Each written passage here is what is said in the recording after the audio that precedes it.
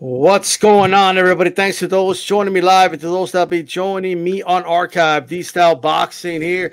I have my partner in crime, Joe Habib from Ringside Reporter here with me. How's it going, Beeb?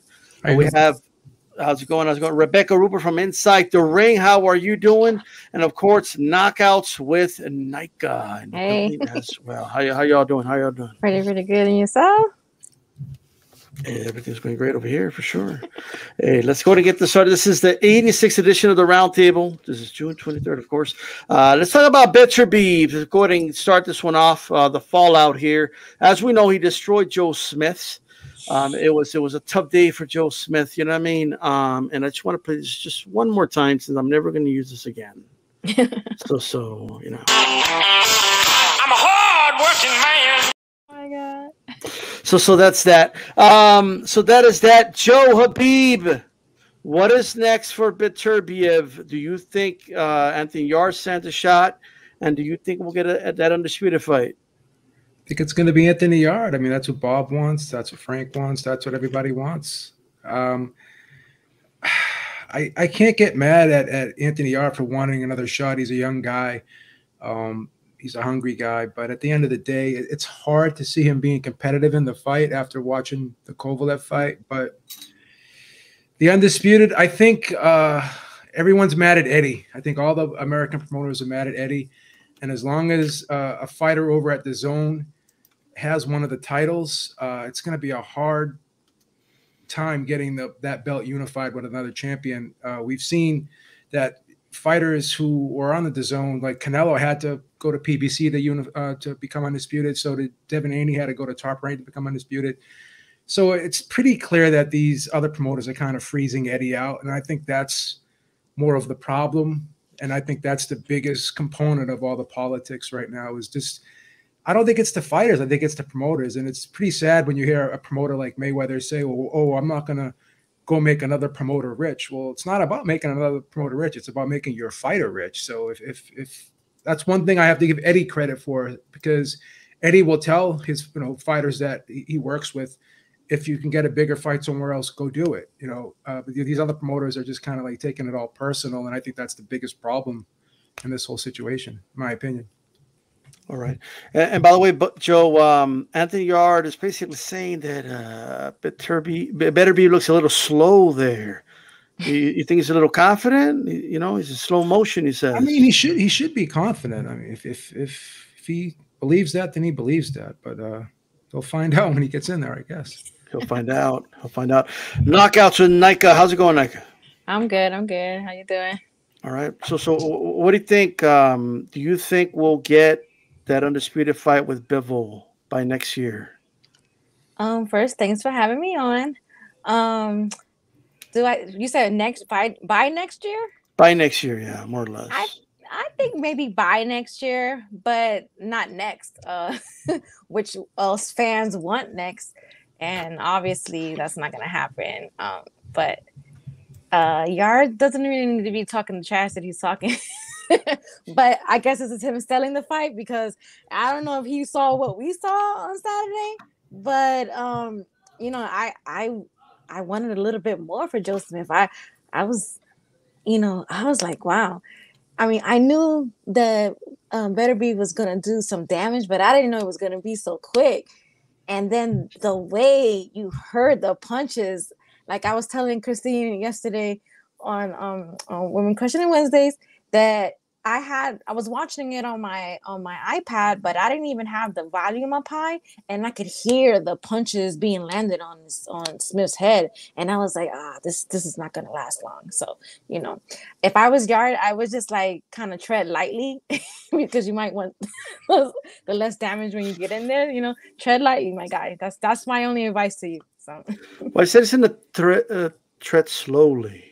That's what he said. But Rebecca, first of all, what did you think about Beterbiev's performance, against Joe Smith? And do you think Yarde has a shot against him?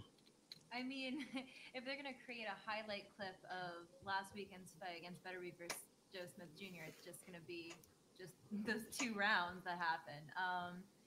Being there at the fight, seeing it live, being there ringside, watching Beterbiev get out of the ring literally just didn't even look like he had a sweat, didn't look touched. He was just like, all right, I'm here.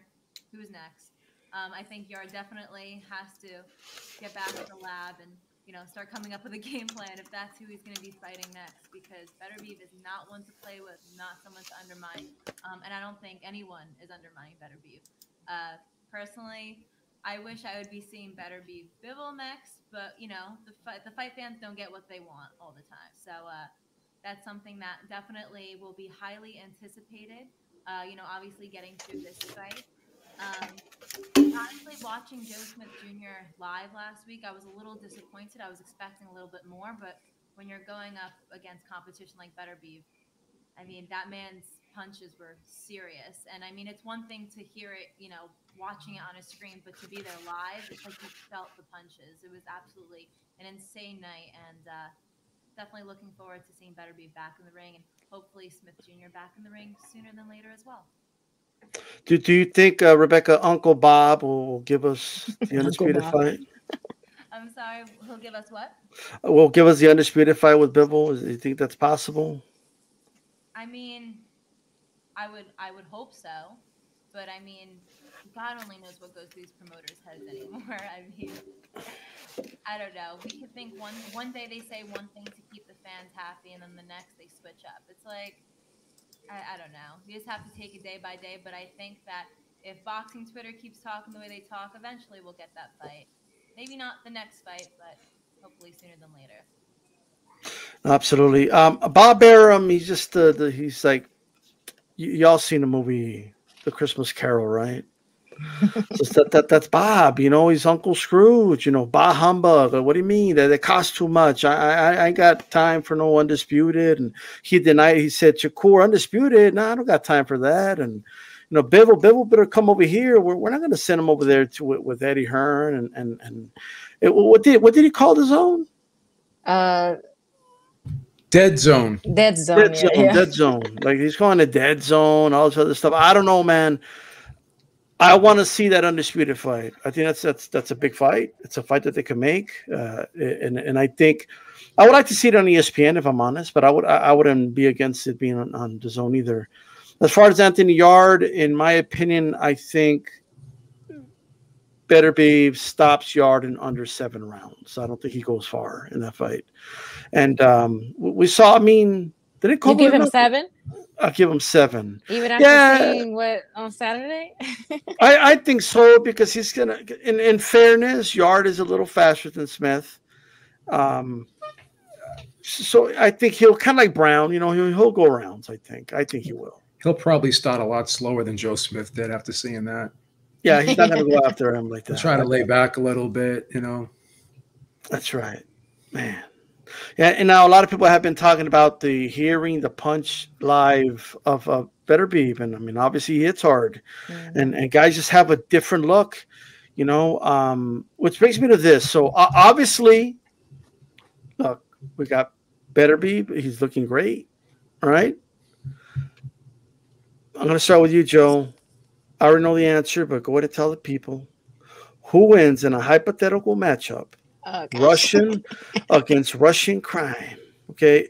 Beterbiev versus Bivol. Who wins that fight? I'm finally going to become a believer in Beterbiev, because I was that guy that was like, oh, yeah, you know, he's a powerful guy. He's a strong guy. He can box a little bit, but he's not the fastest guy in the world. Not the greatest defensive fighter in the world. Squares up. I was pointing out all these deficiencies, but again, they're irrelevant when he's able to just kind of counteract all those deficiencies with his timing, with his instincts, with just being able to position himself properly. And I said before that he's more of along the lines of a mid-range guy. And if you stay out of the mid-range, you can have success against him. If you stay on the outside or you go all the way deep in the pocket and smother him. But he finds a way of just stepping around you and just forcing you to fight him in that mid-range. Like Joe Smith would come forward and, you know, he stepped around him and he slid back a little bit. And then when Joe Smith turned to face him, he was like already in his face, like right in that mid-range area. Because when he moved, he crept up on him. So if I go back and look at the Vosdik fight with Beterbiev, when Vosdik had a great start, I had him winning the fight before he got stopped. But all those punches, the little subtle things that Beterbiev was doing, in that fight, every time he would throw a combination, he would always finish the combination with the body shot. Even when he was getting hit, he wasn't really getting hit flush. He was catching partially the punches on the gloves. He has a very strong defensive construct. So even when he does get hit, it doesn't cause as much damage as it possibly could if the guy was able to land clean. So I'm going to go with Beterbiev here because I think you can only move so much in a fight. And I know Bivol has great footwork. He's quick on his feet. But at some point, he's going to have to stand his ground. And then when he does stand his ground, I think that Beterbiev has that punch that can just turn the fight, right? And I think that's going to be the problem. Beterbiev tends to get better as the fight goes on, right? He carries his power late. He has some late stoppages as well as some early stoppages. So I think Beterbiev is really more crafty than I gave him credit for because a lot of the subtle things he does, he's not a dynamic guy. He's not a flashy guy. But what he does well, and he forces you to fight his fight, whether you want to or not. So, again, I don't think that Bivol's going to be able to keep him on the outside the whole fight. And I don't think Bivol's going to be able to outmaneuver him the whole fight. So once I think Beterbiev catches up to him, I think he can stop Bivol late. I think he can stop Bivol in about 10 rounds, in my opinion.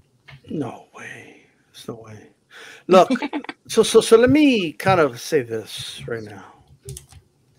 You see, Beterbiev is like the Terminator. Have you seen the movie The Terminator? Like when he keeps coming, he doesn't stop. They shoot him, and you can see his red eye, and he just doesn't stop. You know what I mean? He's bleeding all over the place. He doesn't stop. Like the T-800, right? Or whatever it was. You know what Bivol is? Bivol is a T-2000. Remember the cop? The liquid metal, right? He's liquid. He is like whatever the teacup is, he becomes a teacup. Whatever or that whole thing. I just don't think. Let me give you a picture of Joe Smith from Saturday night. That's Joe Smith. All right, that is Joe Smith, ladies and gentlemen. It's a little harsh, though, don't you think? I mean, because he looked that good. So you had Bivol winning the fight. Local 66 is going to be calling. And then he stops a walking punching bag, and all of a sudden he's going to do this to Bivol. All of a sudden, like Bivol, he ain't going to just stand in front of Beterbiev. He's not. Bivol's not going to cooperate with him. He's not. Bivol's going to be countering him, and the fact of the matter is he's too slow. And unlike Yard, Bivol will take advantage of that. Bivol will see this dude's punches coming. And here's the other thing. He has just like the T-2000 with a cold stone face, his will is not broken. This dude is unbreakable in that ring. His will will not be broken in that ring. He's going to have to break every bone in his body to stop him. He's not going to give up. He's not going to look at the ref for help. He's not going to have that look that all these other guys had. Bivol is stone cold in that ring. He's focused in that ring every second. His footwork, in my opinion, is superior to Beterbiev's. He's faster. He's crafty. And the boxer, more often than not, beats, the pure boxer beats the boxer, puncher, whatever you want to call him. He will beat him. This is how I personally feel, Beeb. You know what I was going to say, because I hear a lot of people say that Bivol's not Joe Smith, but Beterbiev's not Canelo. I mean, you could just flip it. You could just flip it the same way. With all due respect to Canelo, has slower hands. You're right. He has slower hands. The thing is Canelo doesn't have the quickest feet in the world. He's not the greatest fighter from the outside. He's not a guy who throws a lot of punches. As of late, he really hasn't been throwing. He's a mid-range guy. You know what I'm saying? So I think a lot of people looking at the Canelo fight, and with all due respect to Bivol's a great fighter, don't get me wrong, but we're forgetting the Craig Richards fight, the fight that he won 7-5 on my card. And Craig Richards is a good guy, but again, like a word you like to use, the halo effect. Is there a halo effect because Bivol beat Canelo so convincingly, and that was not expected, right? So this is a different ball of wax in Beterbiev. And again, you know, we talk about speed all the time, but if you're able to be efficient with your moves and your movement, right? You don't have to be exceptionally fast. Like slower guys, Marquez was slower than Pacquiao, but he knew how to position himself to walk Pacquiao into counters. I think Beterbiev is a very, very underrated counterpuncher. And like I said, the subtle movement he does, he punches perfectly, you know, in range. He knows how to position himself. And a lot of times his opponents are saying to themselves, like, how is he able to get these shots off from where he's at? Because when he stepped around Joe Smith, he was out of the line of fire. Joe Smith turns to face him, and Joe Smith's saying to himself, he stepped away from me. I'm going to come forward. So then when Joe Smith turns, he's already in his face. Like it's hard to anticipate what he's going to do because of his timing and the way he positions himself. He's never off balance, right? He's just a heavy-handed guy. He's going to hit you with shots you're not expecting to be hit with. And you're lucky that you don't live in New York, D-Style, because the Union boys would definitely be after you putting this punching bag on the screen like that. Hey, I'll be his punching bag, but yeah, Beterbiev, he was punching bag. Beterbiev knows how to shorten shots up, and the way he throws he's very efficient in the way he throws his punches. They're not traveling far, and because he's so good at positioning his body, it's one thing being good, like being an inside fighter. It isn't all about, you know, being tough, strong. It's about positioning yourself, stepping around your opponent, creating that angle where you're off to the side and you're ripping those shots around the guy's elbows. You're not standing, you know, square up. A lot of it's about positioning. And this guy is a very smart, cagey fighter. And I think a lot of that gets lost in translation because of his power. Everyone's so focused on the guy's power. But look at the subtle things he did. He steps around Joe Smith, right? And then when he steps back, Joe Smith is out of range, out of Joe Smith's sight. So Joe Smith is like, this guy retreated. So he turns and he's thinking the guy's going to be out there, but he's not, because as he turned, he creeped up on Joe Smith and he caught him and he forced him to fight him in the mid-range. That's just instincts, smarts. And he, like when he's throwing these punches, he's not falling over himself. He's not loading. He's very compact and efficient when he throws these shots. So here's what I'll say before I go to somebody else. It's all I want to say. All that's well and good, but he did that against Joe Smith. And no offense to Joe Smith, a 50-year-old B-Hop was countering him at times. I know, but okay. So like that's all I'm saying. Like he's kind of lucky B-Hop was 50 years old. Well, what about Canelo, 5'8"? No, it doesn't. He ain't going to be able to fight. Well, here's 5'8". I hear you. I hear you. He's 5'8". I would favor Canelo over Joe Smith any day. He's a much superior fighter to Joe Smith, right? So what I'm saying, I do know that actually. But styles make fights, bro. I mean, styles do make fights, but he's too hittable. He's easy to hit, right? That's the problem with Joe Smith. He has a very basic guard. Canelo a lot too. But here's the thing. One, I saw this guy evade everything Canelo threw at him. You could say what you want about Canelo's footwork. Beterbiev's footwork isn't that fast either, and he has much slower hands than Canelo. He was doing a good job. He was seeing the punches of Canelo coming, right, and anticipating them and blocking them. And like he's not going to stand in a straight line at any point against Beterbiev. And all that nice, cute stuff that he turns and he's closer than you think he is. All that mirage, you know, all that smoke and mirror stuff he does. It ain't going to work against Bivol. Okay, Bivol's got that program already. He's got the computer that figures that out. You know what I mean? I'm just telling you right now. Bivol knows Beterbiev. You know what he's been watching Beterbiev? He's been watching every time Bivol tried to go to the Olympics. You know who stopped him from going to the Olympics? Beterbiev.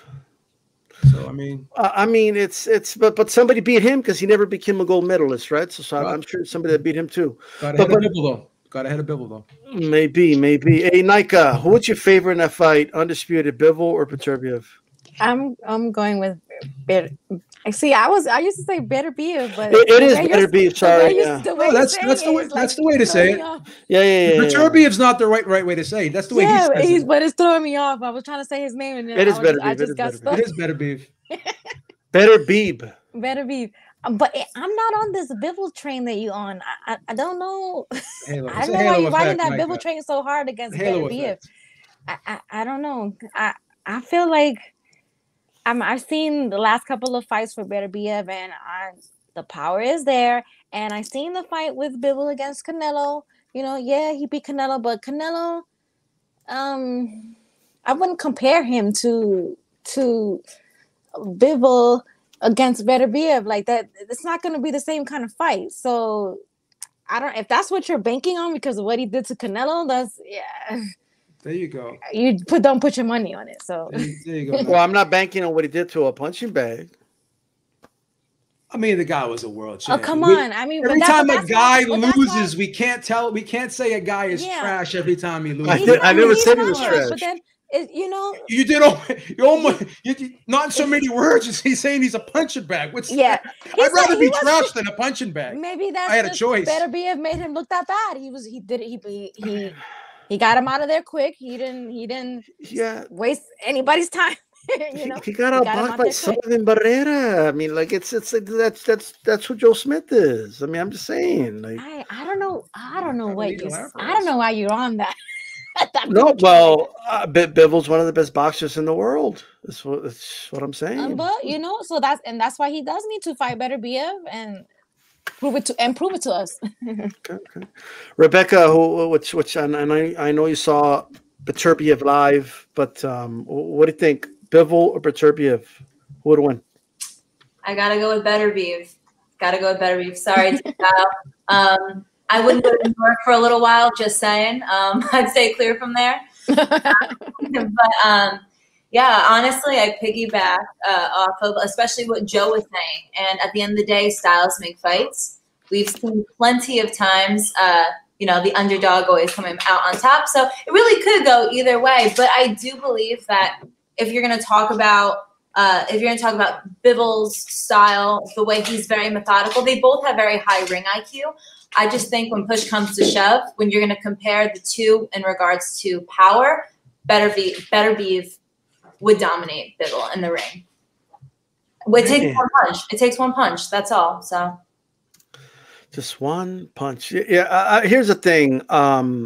Look, power is magnetic to the steel of our desires. People fall in love with power, but these power punchers, they always end up getting beat by a pure boxer. His name is Bivol. So, like, we'll cross that bridge when we get there. All right.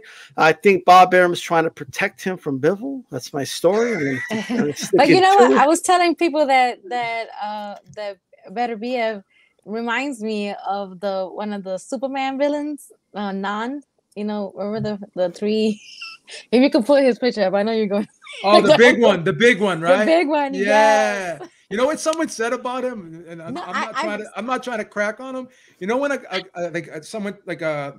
werewolf character transforms and they get to like stages, they say he looks like the last stage. He does look like werewolf too. I was dying when someone told me that. But he does remind me of this guy. And when I posted that on Twitter, somebody actually told me that guy who played Nan in Superman is a former boxer as well. So he does look like him a lot. You're right. He does. So, that's crazy. And he has that.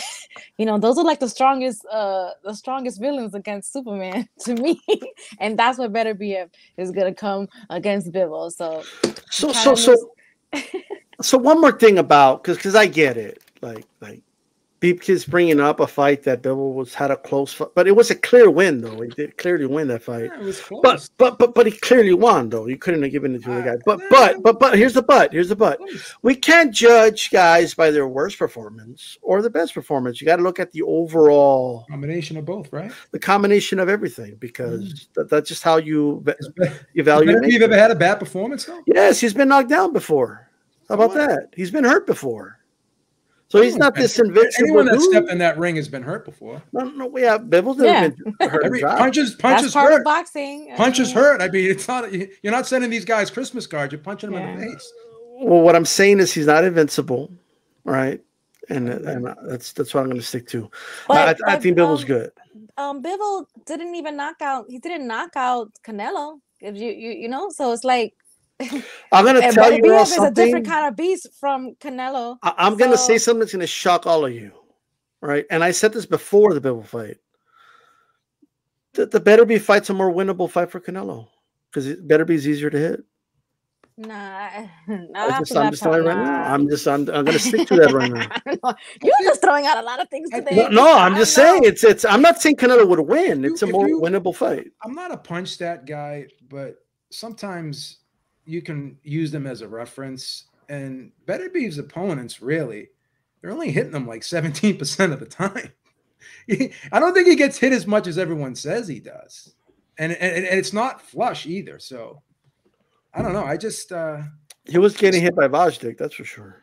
But yeah, but he was hitting Vazdik a lot more than Vazdik was hitting him. And second half of the fight, Vazdik wasn't be able to touch him. So what's going on, Bruce Goss? How you doing, brother? Appreciate the invite, D-Style. The BG, lovely ladies what's up? over here and Big Bad Joe Habib. Salute, brother. What's up, Hey, brother? Help me out, brother. I slipped you a couple 20s. Do you agree with me? What's going on? Yeah, you did, bro. Yeah, you did, man. I'm glad my wife's sleeping. Hey, but who do you got? Beterbiev or Bivol? Who would win that fight? Bro. Beterbiev, just on a different level. You know, we talked about it on Monday, but as the week's gone on, I've been getting a little more into what he's been doing. And Iceman Scully said that the day after the fight, he was in the gym, like he had a fight in 2 weeks. I mean, the dude's doing headstands and then turns it into push-ups on his knuckles. How many boxers you know who've gotten better after 35, bro? I mean, I think he's a different animal, a different species. He's going to be 39 next year. That's another thing. Isn't that just amazing, bro? And he's a devout Muslim, never put a cigarette in his mouth, never had a drink of alcohol. I mean, he prays every day. I mean, this is a special individual, bro. And I think as long as he stays healthy, he's going to rule 175, bro. Man. You know what it is? You thought you had some backup when you coming up here. You know what Thanks a lot, Bruce. You know what it is, though? And I see where you're coming from, D-Star, because you like the way Bivol fights. And I think, and I'm not saying you're a biased person, but maybe you're biased towards the way he fights. And I like the way Bivol fights, too. I tend to go with the boxer, too. But sometimes, man, even though I like a particular style, I just don't think it matches up with a particular fighter all the time, you know. And I know if you're a fan of a boxer, then you're gonna lean towards a guy like Bivol. But when you got a guy who can box and punch, and I think because the power is just so much of the selling point of Beterbiev, I think a lot of the skills really gets overlooked. I would argue the styles are very different, but the skill sets are probably right neck and neck with each other. But then you got to look to other things like the durability, right? Then you got to look to things like the power. You got to look at things like the strength, right? And I think you'd have to favor, I think, Beterbiev and all those things. And maybe Bivol's faster. But again, when you got a guy, well, when you say it's like a Ferrari next to like a bike. But here's the thing: when you have a guy who's more efficient, his efficiency can counteract the speed. Yeah, Juan Manuel Marquez and Manny then Pacquiao. You're trying to say, oh, he's be 39. 38 actually. He's trying to add years. Yeah, okay, he's 38. But it's like Bruce was saying, like he doesn't drink, he doesn't smoke, so he's a different 38. Like his body is conditioned for boxing. These Muslims are winning a lot of fights too. I've been noticing this. So the upkeep outside of the ring matters. You know, he hasn't taken damage either. That's for sure. That's for sure. Well, we don't know about Hamburg, Arum. I don't know. He's gonna hook us up with this fight or not, but I hope we get it next year. That would be a glorious day for sure. So there's been some big news here. According to Dan Rafael, Clarrissa Shields will be facing Savanah Marhsall September 10th. This will be for Undisputed, obviously, because Shields has all the belts. What do you think of the fight, and who do you think wins? Let's start with you, Nika. I'm excited for the fight. It was a long time coming because they've been cooking this fight for like how many? Maybe since the amateurs. We were talking about it last night. I have Clarrissa winning. I just feel like she has a different dog in her. Like, everybody's saying that she just doesn't have as like much skill as Marhsall, but I feel like Clarrissa has, a lot of other what's the word I'm looking for? I mean, I guess the dog in her is gonna take this win. She's been wanting to fight this girl for years now, and I feel like Marhsall is banking on her win in the amateurs to carry over into to the pros. But this is like a whole different kind of animal. That was years and years and years ago. Like, Clarrissa is a way different fighter from when she was back in the amateurs, and she actually won medals in the Olympics. So, that bump that she had in the road against Marhsall didn't stop her. So, I'm excited to see that. I hope that nobody pulls. We don't have any injuries, another injury or nothing to postpone it, or Shit. Yeah. It's kind of like Beterbiev beating Bivol in the amateurs. Like, that was years ago. You know what I mean? It's just, but that's her thing on social media. That's all she ever talks about. Well, and her fans like, she beat you in there. Okay, that was like, yesterday. Today's a different day. Like, All right, Bruce Goss, talk to us, man. What you think of the fight and who wins this one? You're muted, brother. I'm an amateur to this here, man. If this could be as good as the Amanda Serrano fight we just saw, bro, I mean, women's boxing is hot right now. Absolutely. Looking forward to this, man. Clarrissa Shields is just a badass gold medalist. I'm not a huge fan of women's boxing. I don't know it like I know men's boxing, but I like to see top women fighters get in there. And this fight is, it's in demand. It's a main event. It's on the level of Shields and it's huge. It's huge, bro. I can't elaborate on it, but I'm there, D Styles. I'm watching it. I'm excited for it, bro. All right. Rebecca, what do you think of this fight, and who would you favor in this fight? I have to go with my girl Clarrissa Shields. I feel like, just like what was previously said, I feel like Marhsall's kind of just banking on this whole thing that happened 10 years ago where she defeated Clarrissa Shields in the Olympics. But people in boxing, you have to understand that the Olympic style of fighting and professional boxing are completely different animals. And I think that Clarrissa Shields has grown a lot as a fighter over the years.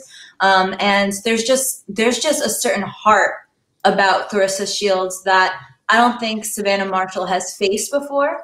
I think that it's very evident that Shields wants this fight. She is willing to go across the sea, not in her home country, to fight Savanah Marhsall, which I think speaks volumes as well. I mean, you have Shields. I believe it's a 3-division champion. She hasn't lost more than 2 rounds on any single scorecard. But then I have to also give credit to Marhsall too, who I feel like she has fought some great female boxers, but and also on top of that, not only has she just gotten just like TKOs, but she has knocked women out cold. So I definitely don't want to underestimate Marhsall, but I think when push comes to shove, I definitely have Clarrissa Shields on the upper hand for this fight. Definitely want to watch it. Yeah, absolutely. And Base the Kid, how's it going, brother? How you doing out there in the UK? So speaking of the UK, Savanah Marhsall will be getting her shot against Clarrissa Shields, according to Dan Rafael. This is in September. What do you think of the fight, and who do you favor? It would be a great fight if it comes off. I've got to favor Savanah Marhsall, purely because if Clarissa Shields has this fight. She's basically going to try and prove a point. So she's gonna stand and trade, or she's gonna attempt to stand and trade with Savanah Marshall. She's not gonna, you know, try to outbox her. She wants to prove that she's this dominant, you know, alpha female, and that's gonna get her tagged. And get her tagged like against a woman that doesn't just slap box, that doesn't, you know, slap with the punches, literally turns the shots over, you know, can connect pretty much anywhere she wants to and hurt her opponent. So yeah, I think Savanah Marshall KOs her mid rounds. KOs her? Knocks her out. Okay. Wow. Okay. All right. That's a bold. So like Very smooth very out bold. or like a stop it? It's like the ref steps No, in. smooth out. Man. Yo, babe. Same question to you, brother. It's a tough one. I've been going back and forth with this one, but at the end of the day, I have to go with Clarissa Shields because so much is said about how Clarissa Shields isn't the biggest puncher, but she likes to outwork you. She's not looking to just sit there and load up with shots. She's just trying to outwork you. She throws a high volume of punches, and she's quick on her feet, and she's really good defensively. Once again, body positioning. When she jabs her way in, she's always tucking her chin, and when she slides in, she sits down. She makes herself a compact target when she's up close. I think Savanah Marshall needs the space to turn that right hand over. And I think Clarissa Shields, because she's so quick on her feet, she collapses the pocket on her. She can take that distance away from her, smother that right hand. And another thing about Clarissa Shields, too, she's a very strong woman. You see how when she gets in there, she's pushing these women back. Whether or not she's getting the knockouts, she's forcing her opponents back, right? And because she puts such a high volume of punches together, such a good combination puncher, she's making her opponents have to keep their hands home.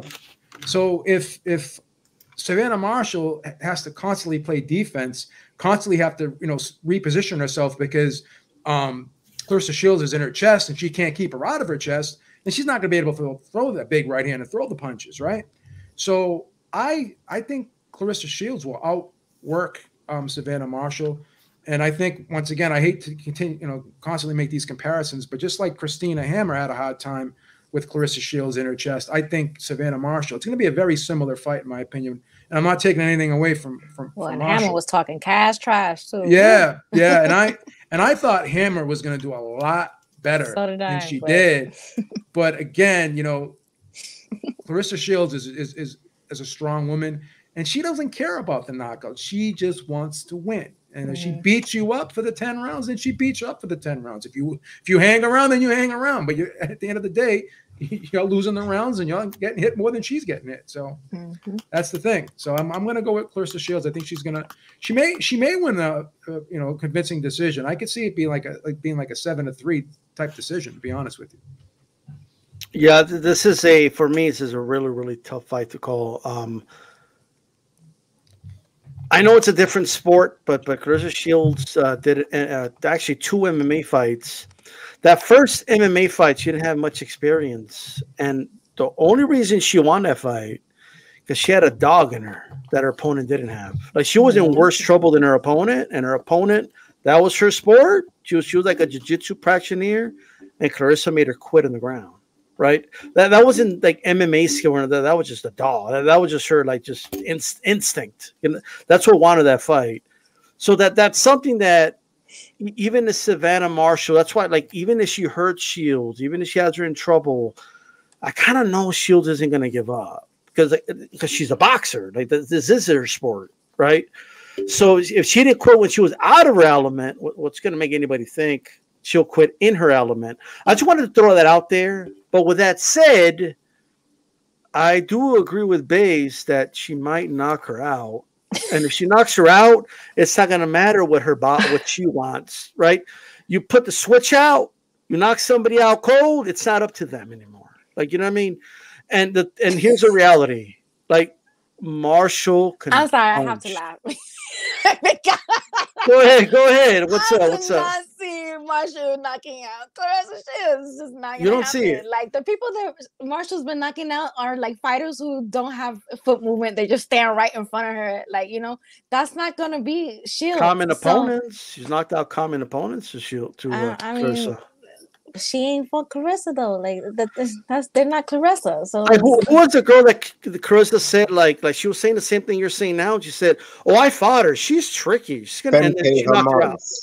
Yeah, knocked her out like in the second and first round. Like, I mean, okay, again, that's not Clarrissa. She's not gonna knock that girl out. It might not be, but Clarissa's gonna act like she's got something to prove. She's gonna stay in the pocket way too long. She's gonna stay in range way too long and get caught. That's not her game. She's constantly moving in and out. She's an ambush fighter. No, but not with someone like this. Not with someone that in the pocket long. She's got a point to prove. That's the problem here. All the others, there was no point, but this one is personal. She's a smart fighter. She's not gonna fight stupid. That's just not her game. She's got too much amateur experience. She's been doing it too long. She's just not gonna. She's not going to forget against Hannah Gabriels and got put on her back pocket. So and she came back and beat her, right? She lost like one round in that fight. Don't even hit one round in that fight. That's the point. So hold on, really quick. Think Gallegos, I appreciate it for becoming a member, brother. I much appreciate it. A Red Dragon, I appreciate that. But here's the thing, all right? Let me just say this. I get it. Clarrissa Shields never been knocked out. But Marshall could punch. Like, Marshall's not just a punch; she's a boxer puncher. You know what I mean? Christina Hammer was a puncher. Bivol's never been knocked out. Just the last time. Oh, Bivol's gonna get stopped and this and that. Like, Bivol never been stopped. You know what I mean? Like. So all I'm saying is that shit could happen. Like Marshall is a good enough boxer. Maybe she can't outbox Clarrissa for 12 rounds, but she's good enough to keep her in the pocket and catch her in exchanges. Because if she's going to be aggressive and try to outwork her, that means she has to throw a lot of punches. The more punches you throw, the more open you are to get hit. You know that, Joe. But again, Clarrissa Shields ain't going to give you her chin. She just doesn't do it. Savanah's not asking for the chin. She's not asking her for it. Like, give me your chin. She's going to take it. Well, I mean, okay. It's possible. I mean, anything's possible. Don't get me wrong. I mean, she can punch. So don't say impossible. Savanah.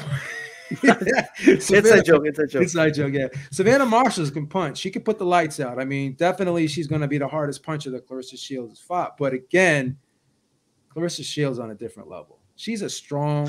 Ain't she though? You know what kept her in those MMA fights with the little experience? She was stronger than the women. The women were on top of her and they couldn't pin her down because she's like her hips. She was like pushing her hips up, man, and they couldn't keep her down on the mat. And it's somebody who didn't have no wrestling background or anything. She didn't have no wrestling background. That's why I started with that. I wanted to kind of let people know. I'm gonna be honest with you. If I got in an argument with Clarrissa Shields, I'd be a little nervous, man. I'm being straight up with you. Well, we're talking about MMA background. Let's not forget she's 1-1, so she is beatable. That she's now established that. So it's not outside the realms of possibility that in boxing she can now get beat, especially in those higher weights. If I was that wasn't the point that was trying to be made, though. It's just he was saying that she point has won in MMA and that's not her.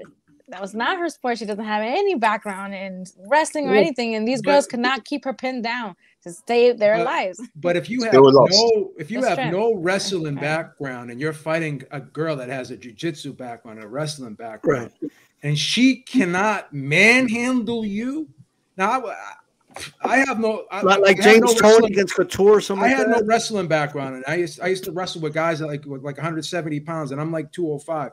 They were throwing me around like a rag doll because they just knew how to wrestle. She doesn't know how to, like, she has very limited wrestling background, but because she's such an athlete, because she's so strong, she competed. Whether she won or lost, she competed. She looked like she belonged in there, believe it or not. I will say this, though. As crazy as you think, Nika, that saying that she's going to knock her out, it's not as crazy as saying she's going to outbox her. Because I don't think she could outbox Clarrissa Shields in 12 rounds. I don't. Her only shot to win is to stop Clarrissa Shields. She's going to have to catch her, stop her, clip her. In my opinion, it's the only way Savanah could win. You know, but I just don't see. I don't see Clarrissa Shields being knocked out cold. I just don't. I'm sorry. It's hard. It's hard. You have to be honest. It's hard to envision that. Yeah, I'm sorry. Look, it's hard for me to envision Bivol getting stopped, and you envision that like you've already seen it, right? So we all see different things. But Yeah, I'm gonna that's why this is everybody's opinion. I'm gonna favor the boxer puncher in this one. Opinions are not facts. So all we're doing is guessing, anyways. I mean, we can't see the future. Let's be honest. This is the best fighter she's fought. Like for Shields as well. It's a great fight, and you know, Shields has been calling for this fight for a very long time. So she hasn't been trying to stray away from this. To me, it looks like Marhsall was the one who was kind of like dragging her feet on this. So, and then when it was time to make the fight, then she had an injury, and then it got to be a little bit postponed. So you know. Shout out to Michael before. Shout out to you, brother. As Wilder would say, you have to be perfect for 12 rounds. I'll be perfect for 2 seconds. Look at the odds here. Look at the that didn't work out so good for Wilder. Marshall's a -120. Clarrissa Shields is a -110. This is a pick'em. Yeah, that's very close. This is a pick'em fight. It's time to play. If you're that confident Shields going to win, it's time to place the bets now. I'm betting on Clarrissa Shields, man. Definitely. Oh man, -110. You kidding me? That's freaking. When you ever gonna get Clarrissa Shields at a -110? Savanah's like the female, like Beterbiev, bro. You know what I mean? Like that's what she is. No. Listen, you got an argument. I'm not totally saying that she can't get knocked out. Anything's possible, but I just have a hard time seeing it. Don't say impossible. Same. Hey, so let's talk about this weekend's fights. We have a great card, a very underrated card. Now I get it; it's the little guys, So it's whatever. So the people that don't watch anything under 130, okay, well, it is what it is. But maybe you should. 'Cause I think this was some good. You're missing out, right? First of all, just real quick, MJ Akhmadaliev. Did I pronounce that right? I think I did. Okay, against Ronny Rios, he's a favorite, not as big of a favorite. I'm kind of surprised he's not as big of a favorite as I would think. Maybe because he doesn't have a lot of experience. He has less than 10 fights. But Beeb, what do you favor in that fight, brother? Really quick. Akhmadaliev and Ronny Rios, or Akhmadaliev and Rios, yes. Oh, I think Akhmadaliev will get the stoppage against Ronny Rios. Okay, cool. And I want to follow up with that just really quick. So Stephen Fulton, it looks like they could make this fight happen, right? Akhmadaliev has fought a PBC fighter before, right? So it's possible. Yeah. Who would you favor if assuming Akhmadaliev wins? Who would you favor in a fight with Stephen Fulton for Undisputed at 122 pounds? I like Stephen Fulton, and the reason why is because of the versatility. Stephen Fulton is a very well-rounded fighter. He can counterpunch. He could box from the outside. He could box up close. Even in the Brandon Figueroa fight, that fight was close. I had him winning like 7-5 in that fight, but I liked how he made the adjustments. He was able to fight a Figueroa off him when he had to. He didn't just move the whole fight. He stood his ground when he had to. But because he's so quick, because he's so good at maneuvering in that ring, I think I just think he's the complete package. Akhmadaliev is an explosive guy. He likes to fight on the inside. He's an aggressive guy. He's pretty quick, but I think he throws the punches wide, and I think Fulton can catch him up the middle. I think Fulton can catch him coming in. I think Fulton's really cagey. He knows how to set traps very well. He'll stay on the ropes for a little bit to suck you in, and then when you come forward, he'll shoot the right hand, and then he'll just turn you and pivot out. So I like Fulton. I like the craftiness of Fulton, and the Roman fight with MJ could have gone either way. It was close. It was a very competitive fight, and we saw what Fulton did to Roman. Now I do think MJ is a little bit more explosive than Roman. He's quicker. Hits a little bit harder, but it's a similar style. And I think, we saw what Fulton did to that style. I think you may see a hard fought fight from Fulton, but I think at the end of the day, I could see him winning eight rounds to 4, 9 rounds to 3. I just think because of his speed, his movement, his athleticism, and just his overall total package of being versatile, I think he's got more tools than Akhmadaliev does. Fair enough. But does anyone in the panel think Ronny Rios is going to win? No, I don't. Nobody, right? Okay, cool. I can't see it. So it could just Basic hit, assuming Akhmadaliev wins in a hypothetical undisputed fight against Fulton. Who would you favor in that fight? I'd go for Fulton as well, primarily because he is very adept to, as Joe said, like he can adapt, he can switch it up, he can, if something's not working, he's got another tool to bring out the bag to see if that one works, and he'll just keep going through the repertoire and seeing which, what tactic works. If Akhmadaliev like works on that tactic, then he'll try something else. And I just feel like he's comfortable up close. He knows he doesn't have the knockout power, so he's not going to be being reckless and going for shots that are going to leave him vulnerable. But he knows he's got enough of a dog in him to be able to stay up close and stay responsible defensively, and as Joe said, like punch in between the shots.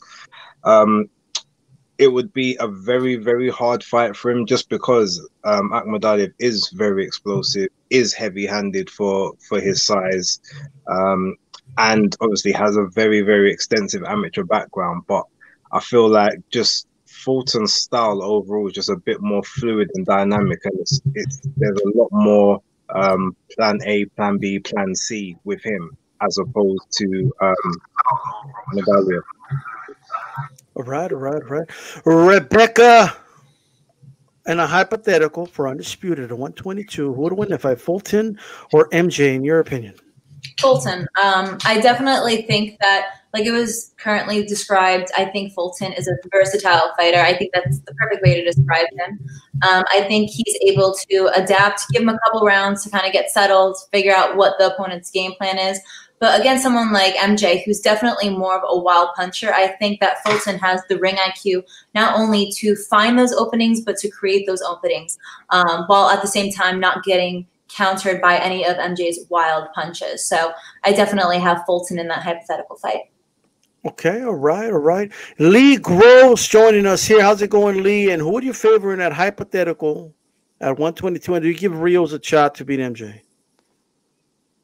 You're muted, brother. I think that Rios has improved his defensive skills in his last few fights. That used to be a big weakness for him.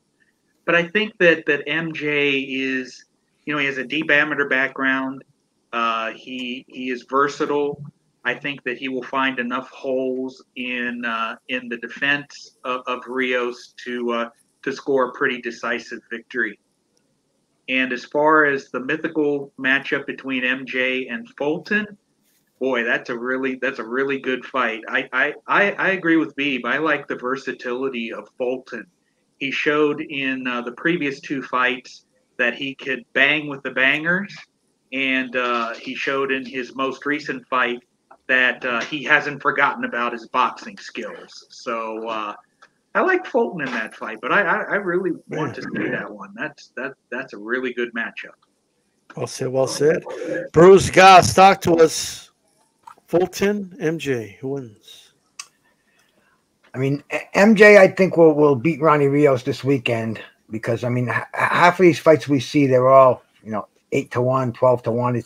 The odds are pretty ridiculous, and, it's almost a foregone conclusion. And Fulton, I was just talking to somebody in Philadelphia about him today, and they go in the gym and they watch Fulton's fight and they watch him spar, and they said he is just head and shoulders above some crazy Philadelphia fighters. He's another one, a special fighter. His body is built like his shoulders are so wide, and he's so strong and just very advanced. So now, I don't know, man. From what I've seen of Cool Boy Fulton, he's another one. He's the real deal. I think I want to see what MJ looks like on Saturday, because that's an intriguing fight. I know there's a lot of things I don't know about it, because I don't follow the lightweight fighters like you guys do. But but I enjoy boxing, and I've been watching the lightweights for years. I just stopped lately. I don't know why, but like D-Style said, below 130, dude, I'm a casual all the way, man. But this is intriguing, and like I said, Fulton, my bro from Philly was just talking about him today, saying how this is a cat to watch. This cat knows his fundamentals, plus he's ungodly strong and just has that it factor. So I'm going to say Fulton is going to be the standout at is it super bantamweight? Is that the weight we're talking about? Yes. Yep. All right, Nika. Hypothetically, Fulton, MJ. Who do you think wins? I'm gonna go with Fulton as well. I think maybe the question should have been who doesn't have Fulton. That's what you might as well just ask on the panel. I think that Fulton's one of those fighters that like he makes adjustments every fight. Like, you know, he knows how to adapt to every fighter that he faces in the ring. So I don't really. I mean, it'll be a good fight, but I kind of see Fulton just dominating that fight. He's just, like Bruce said, he just has that it factor, and he can adjust, and that's what's gonna happen. Fair enough. I mean, how hypothetical is it? I think it's gonna happen, though. Yeah, I think it is gonna happen. They've done the Roman fight before, but yeah, I don't know. There's something in his beard. Like I gotta be honest. Like I am shocked. Like, look, you're I shocked get it.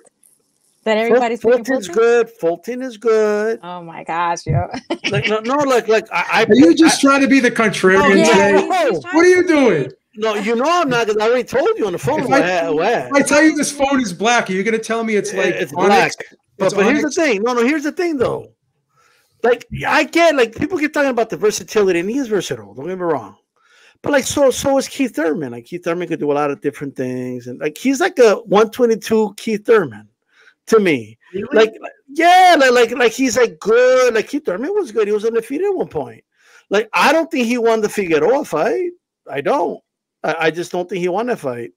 And I think if someone can press him and throw volume, all that versatility doesn't mean anything. I think someone can outpoint him that way. And I think MJ's the guy to do it. Like the only thing that kind of has me kind of is he doesn't have a lot of fights, so he doesn't have a lot of pro experience.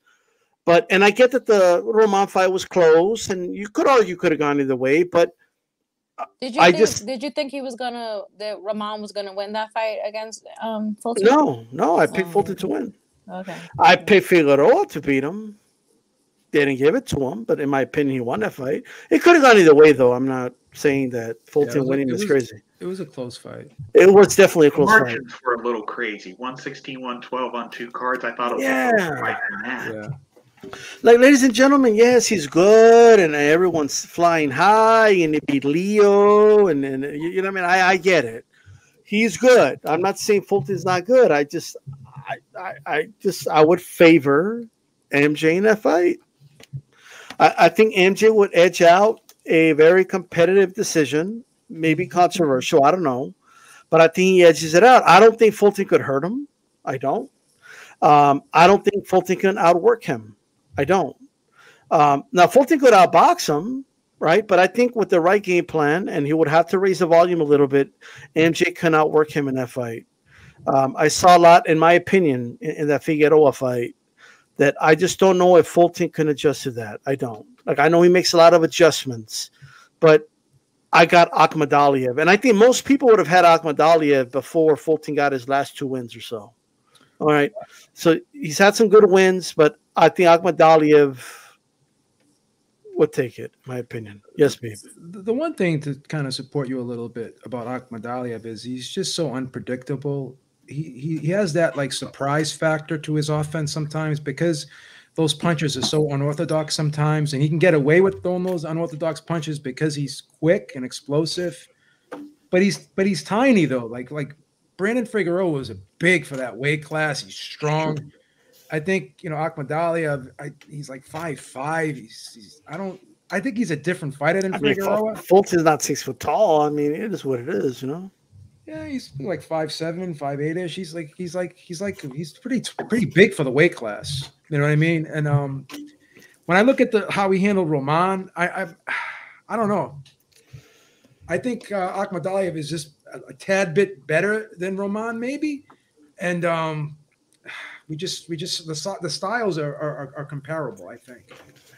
Well, we will see. We will see. Bam Rogriuez will be fighting this weekend against the Rat King, Sor Rungvisai. He says he's going to stay at 115. He likes the weight class.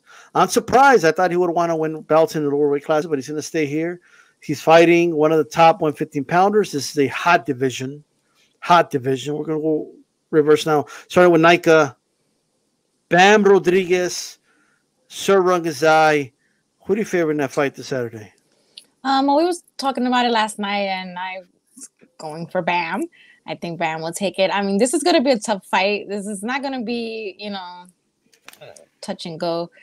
But I still think Bam has a lot left to prove to people. So we'll see on Saturday if I'm right. And I feel like you probably had Bam as well, but everybody else will pick Bam. And then when you go last, you're going to say,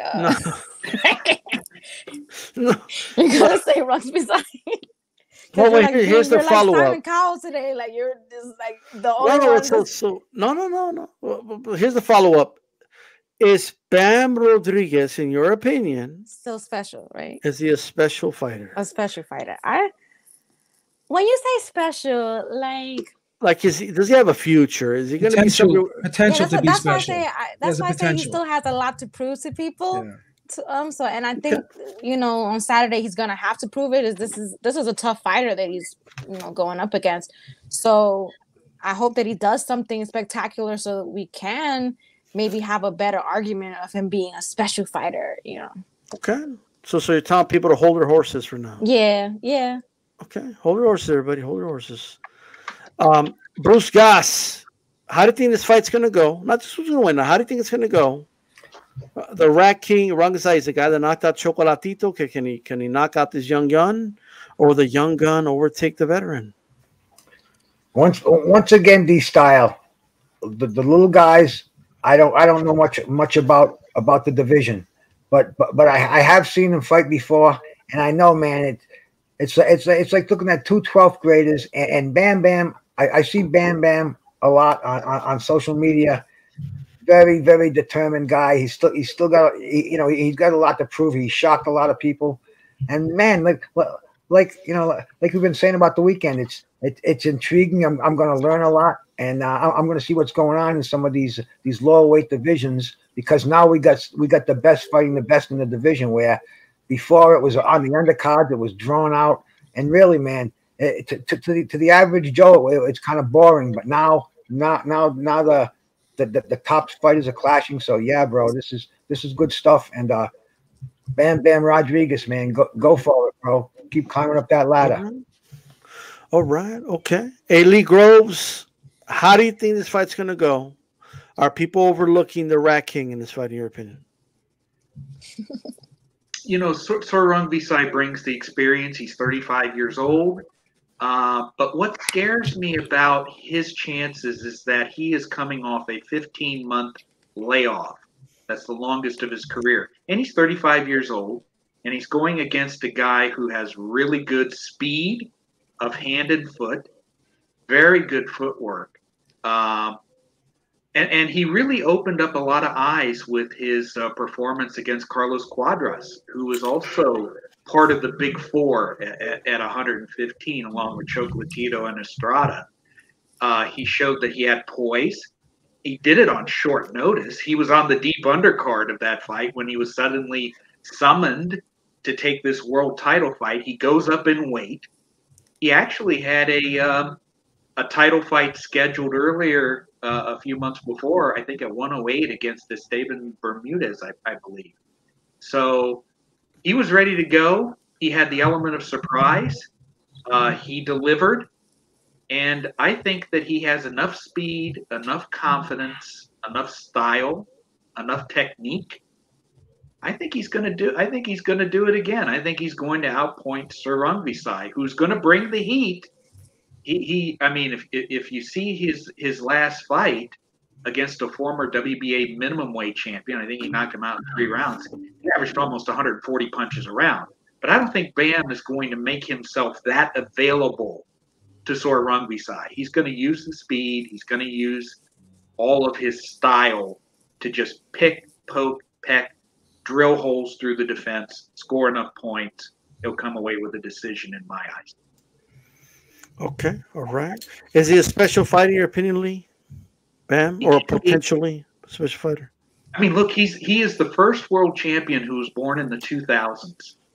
That is, you know, at least for a widely recognized world title. Thanks for making us feel old. Usyk, who was born 3 months earlier, but he holds a secondary championship. But Bam holds a real, widely recognized world championship. And man, I mean, I've been a fan since 1974, and I have seen, you know, prodigies rise up. Wilfred Benitez being one of them. This guy could be. This guy has the, at least so far, you know, he seems real to me. He does. He seems very real to me. And this fight with Sor Rungvisai, I think, will serve to show us whether what we saw against Quadras, is it real, or was it a mirage? I think it's real. Okay. All right, Rebecca.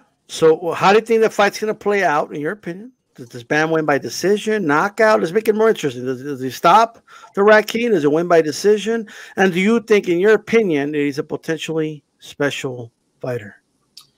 So, honestly, I have not watched Bam Rodriguez except for his last fight. So, I really can't make a complete opinion on, like, where I see Rodriguez's career going, or like how I see him as a fighter as a whole, because I haven't seen or studied a lot of him. But I do think that this fight, if it goes the distance, I think Rodriguez wins by decision. I think that this is something where it brings up a good point about age, right? So you have his opponent who's 35 years old. So he's a veteran of the sport. He's put his years in against someone who's young, like, what is it, 22 years old? 22? Yes. Yeah, 22 years old. So you have someone with less professional experience, but someone that has more energy. At the end of the day, Rodriguez isn't going to be able to sit there and trade against somebody like him. But I think that if he can throw enough punches and create a lot of movement, especially with his footwork, I think that he can take home the win. Okay, fair enough, fair enough. Hey, Base the Kid, how do you think the fight's going to play out? And in your opinion, from what you see from your eye test, is Bam Rodriguez a special fighter? So I think Bam wins a decision against Rungvisai. The power, Rungvisai's power is not to be messed with, and I think Bam is not stupid enough to stay at close range with him and, you know, make it a fight whereby you give him opportunities to land shots. His best asset is, number one, as everyone said, his speed, his movement, the pivots, keeping his opponents off center and off balance, which is something that he does quite well in the majority of his fights. And outside of all of that, Rungvisai, yeah, he's got the power, but he's very flat-footed. Like, he draws power from the ground to you know, shoot his shots.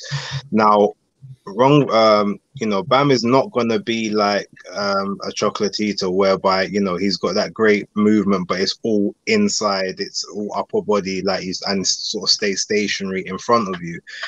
He will be moving about, which means that Rungvisai is not going to get the chance to throw those, you know, sort of the haymaker shots, those really hard thudding shots. He's going to have to move his feet to get into range. Every time he does that, he's going to get offset.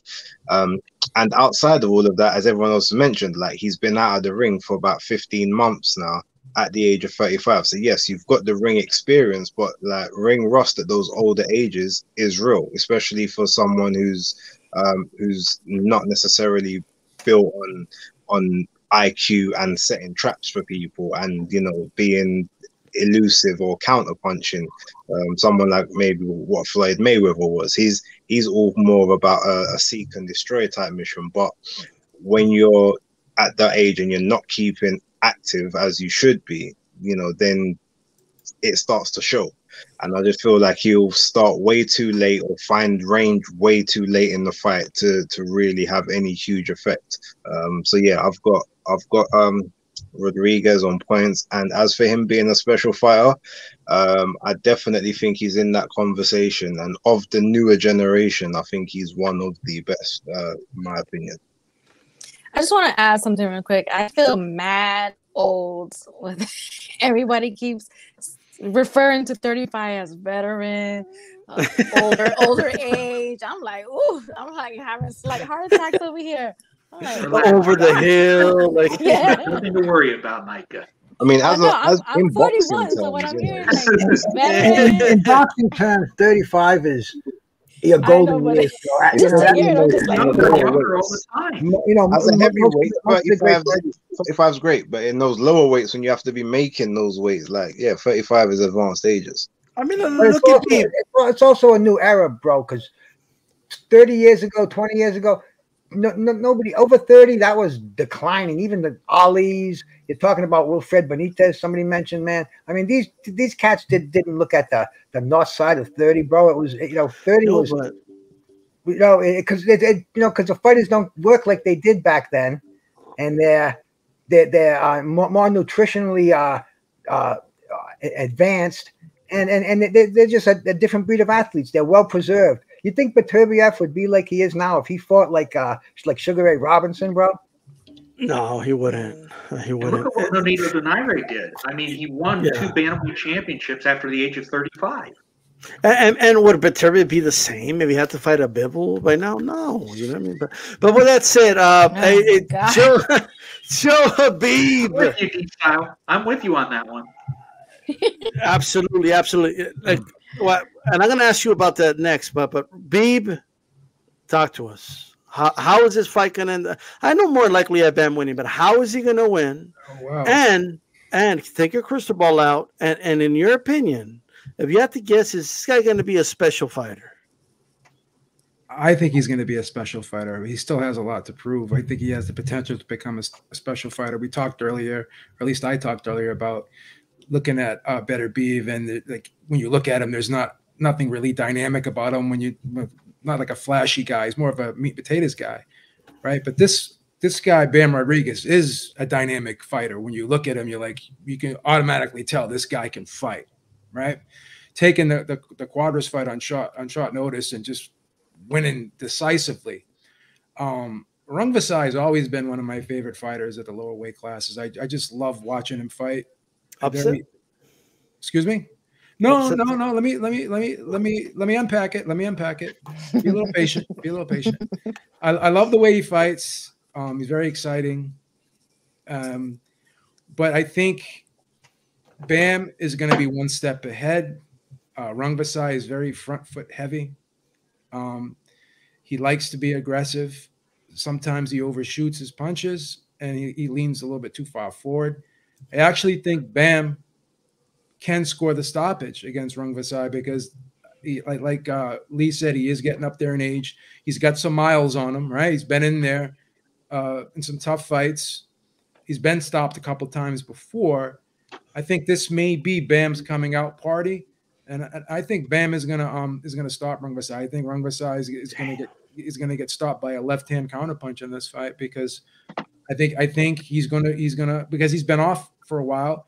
There may be questions about the stamina. He may try to get off to a fast start and may try to blast Bam out of there and in the process get himself knocked out. He may be a little too overly aggressive, and he may walk into a short left hand and he may get knocked out. So I'm gonna say Bam is gonna get a 10th round stoppage in this fight. I'm sitting here and I'm like, where's the respect for the Rat King? You know what I mean? I'm joking. Bam Rodriguez is going to win, okay? So it's unanimous. He's going to win. I think but what is amazing is this, and it's why I believe he is special, why he's going to be and prove that he's special on Saturday. You don't just move up weight classes and be this heavily favored to beat one of the top guys in that division. You don't just at this age like this. I was a junior in high school. And he wasn't even born yet. right? Trinidad fought De La Hoya.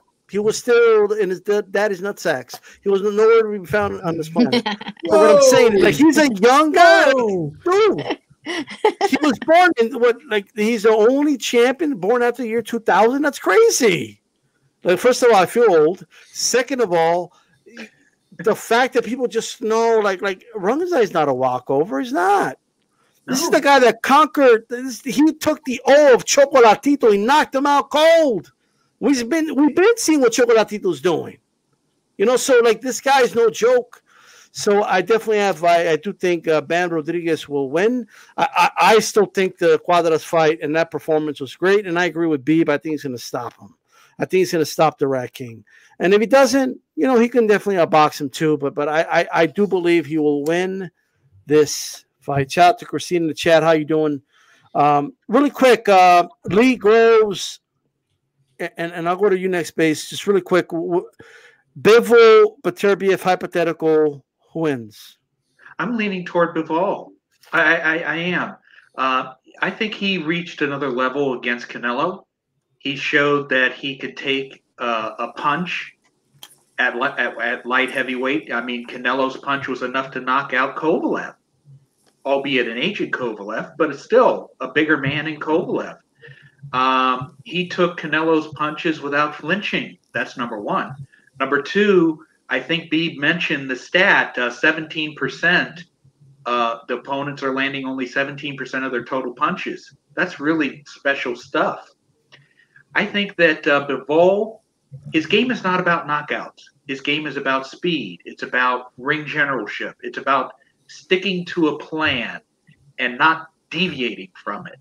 And he showed a little bit more initiative against Canelo, which he needed to do given the situation that he was in. He had to win 9-3 to get a close decision. And that's exactly what happened, right? 7-5, I think, on 2 cards. I just really like the ring generalship. I think I put it in the chat, and I also sent a tweet out about it, that we know that when a great boxer meets a great puncher, and Beterbiev, to be fair, he is more than just a puncher. He is a technical puncher. He has technique, he has experience and all that. But he is mainly known as a puncher. 18-0, 18 knockouts says everything that we need to know about his punching ability. We know now that Bivol is a very good plus boxer. We don't know whether he is a great boxer. I think a fight against Beterbiev will show us whether he is a great boxer. And I've run the stats on him. I've run the stats on Beterbiev. I think that Bivol can be a great boxer. And I am favoring, at this point, Dimitri Bivol. Look at the knowledge that I just put out there. You know what I mean? And I'll say this. I mean, when Sweet Pea looks at you after one of your performances and Sweet Pea Whitaker says, man, that was perfect. I mean, that's as good as it gets. I'm just saying, hey, Basic Kid, maybe you have a different opinion. So, Beterbiev against Bivol. Who wins? I call him Beterbiev. That's how we pronounce it. But yeah, I actually think I agree with Lee. I actually think Bivol would win that fight purely because even though, look, base styles wise, you would say that Beterbiev has got the base style to beat him. You know, sort of being that pressuring pure boxer, you know, against the pure boxer who's going to sort of hit and move. But Bivol has got more than enough power to stop anyone from just thinking they're going to walk him down. Like we've seen the early knockouts. A lot of the reason why he weren't knocking people out more recently is purely just because, as again, he's disciplined. He's sticking to a plan.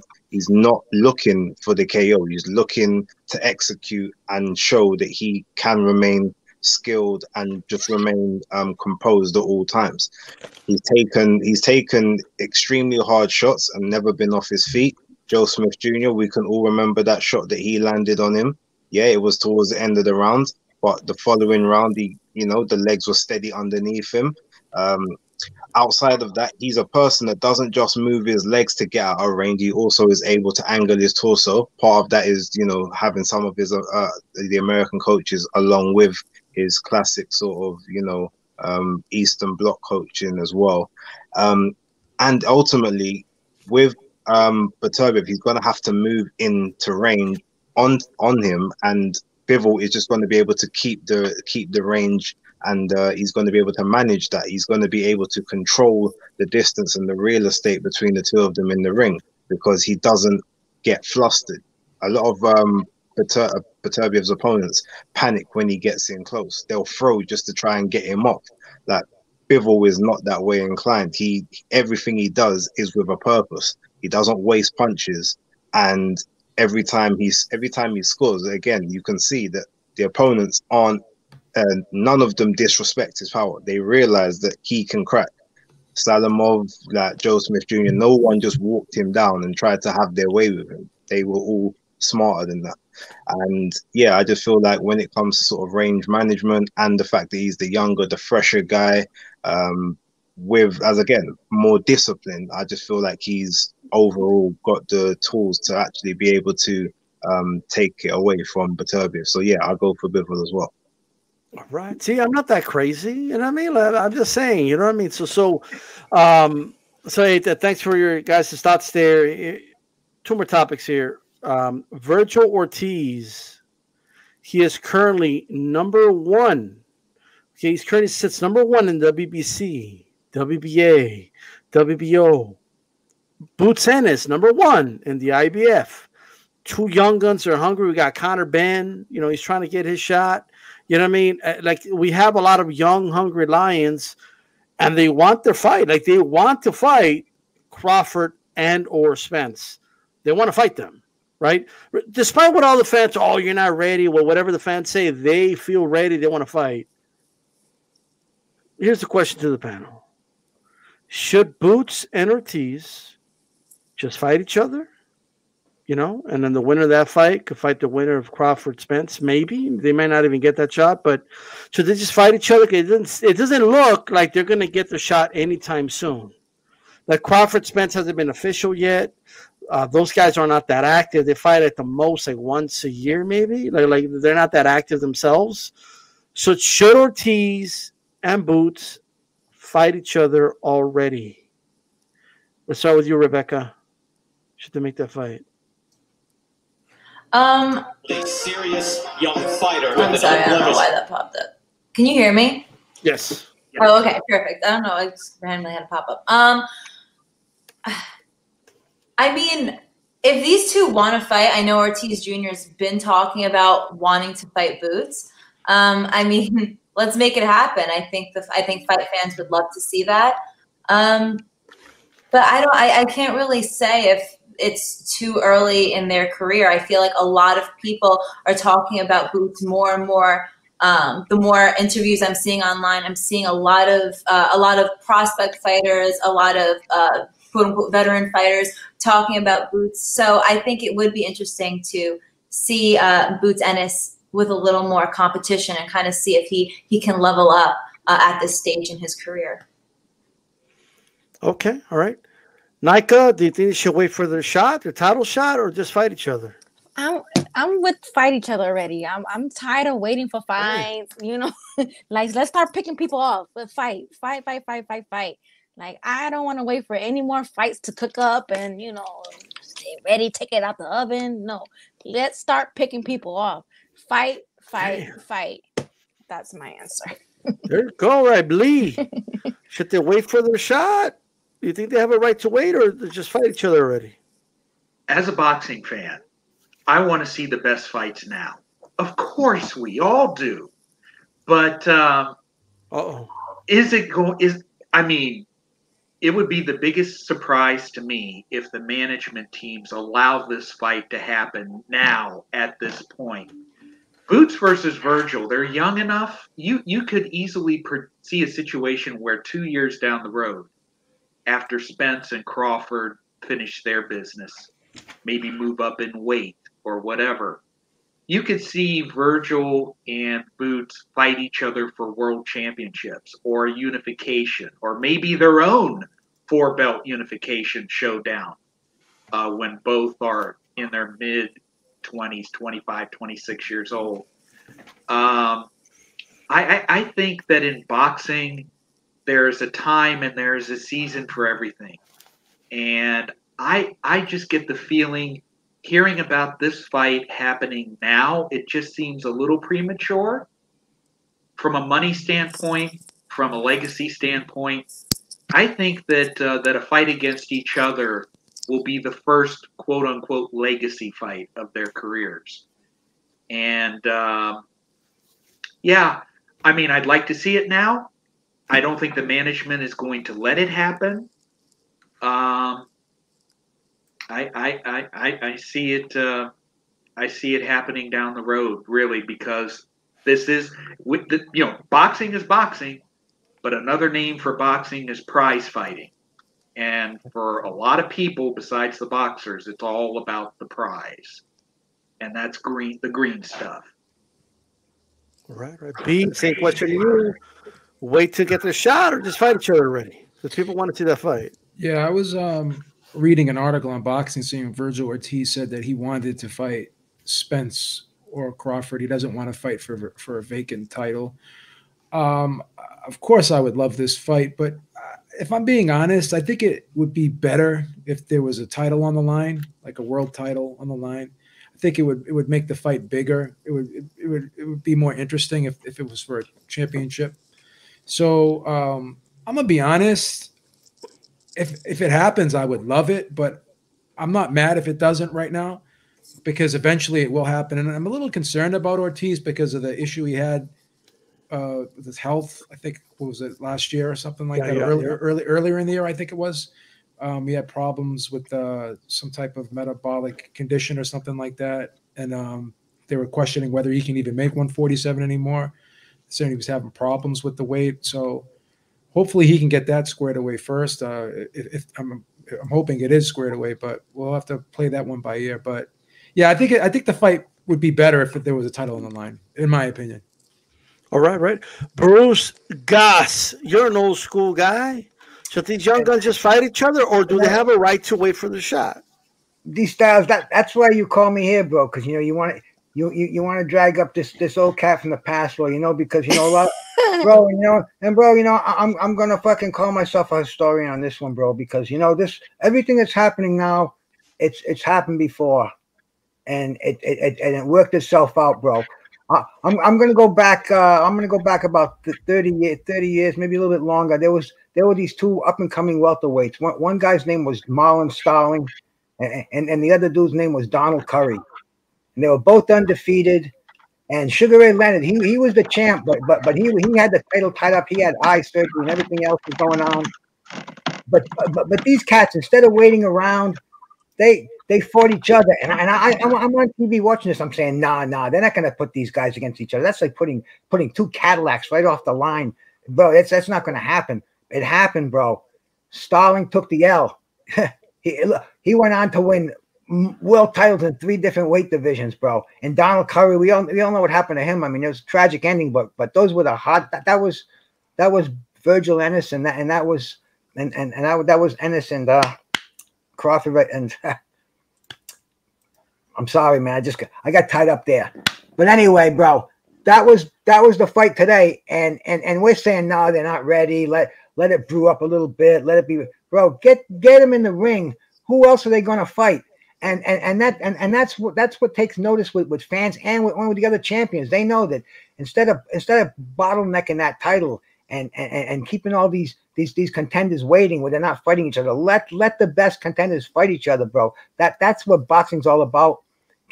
You're only as good as we remember you for your last fight, and keep fighting. And it's happened so much throughout boxing. Why they haven't fought yet is beyond me. I mean, they should have already fought, and we're waiting for Bud and Errol Spence right now, and nothing else is going to happen below that. Come on, man, this fight should absolutely happen, and there wouldn't be a loser if it was a great fight and it went whatever the outcome was. If they both showed greatness in that fight, we'd want to see rematches. We want to see advancement. We want to see championship fights. Absolutely, make that fight as soon as possible, man. Yeah, like a loss is not the end of their career. Like, you know, especially if they're the best fighting the best, you know. Thomas Hearns' first L was against Sugar Ray Leonard, and he only went on and won 5 different titles in 5 different weight divisions after that. You know, exactly. Did Beebs pay you to say that? Come on now. Right? but hey, Thomas the Hitman Hearns, bro. Yeah, absolutely. Hey, Base the Kid. Should these guys just fight each other, or do they have a right to say, you know what? I earned my title shot. I want my shot first. What do you think? Well, I mean, it's weird because we could say, have they earned their right for a title shot? None of them have been mandated yet, so they haven't earned it. None of them have necessarily fought the top 10 in the welterweight division to say, okay, well, we've picked off everyone else in the top 10, so now we've earned it. So no, I don't think they have earned it. They're highly ranked, they're in favorable positions, but there's nothing necessarily on either's resume that demands, oh, I must get the shot next. Virgil's probably a little further ahead in terms of the quality of opponents that he's fought. But yeah, I mean, unless they're mandated, which they're not yet, fight each other. If you don't want to fight each other, or it's not right to fight each other, well, you got Stanionis, you got Butayev, there's a plethora of other guys that are in that top 10 in that division that, you know, you beat them, you raise your profile, you raise your credibility, and your position to earn that particular shot. Like, I mean, Ugas, if he's off of an eye injury, you've still got, I guess, someone like Furman who's still credible enough as a scout to take. You know, there's all these people, like top tier people, to fight rather than worrying about the champions. I mean, the WBO, that mandatory is not going to be called for at least another 10 months, because, you know, Crawford was the last person to satisfy a mandatory. I mean, Spence gets exemption after exemption from mandatories these days, it seems. So you're going to be waiting a hell of a long time for him. There's a lot more people. There's a lot more work that needs to be done. So if you're not going to fight each other, fight the other top 10 guys. Clear out the rest of the division so that there's nowhere else for anyone to go but you. That's the way I see it. Okay.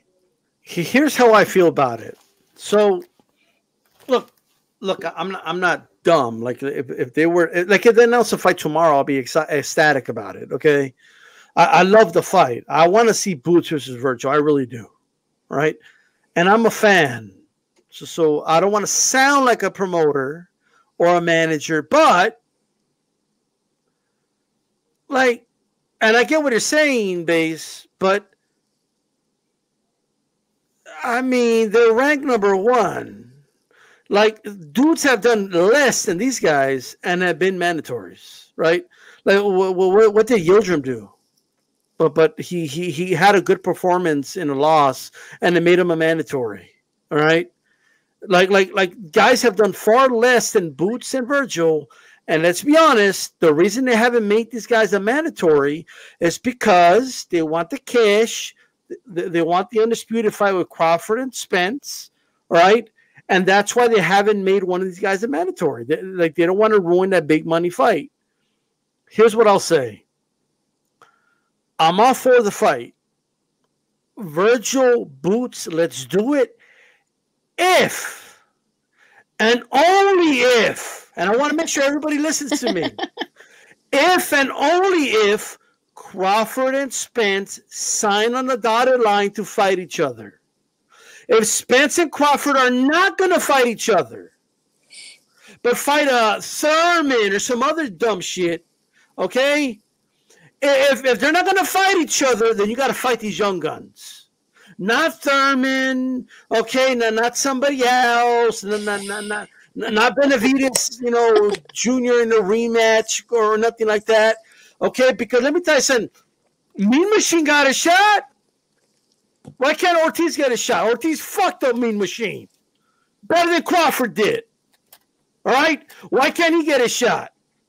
So if and only if Spence and Crawford sign on the dotted line, and I don't care who's at fault. Oh, it was Spence's fault. It was Crawford's fault. I don't give a shit who's at fault. If they don't fight each other, then these guys got to give these young guns, they got to give them their shot.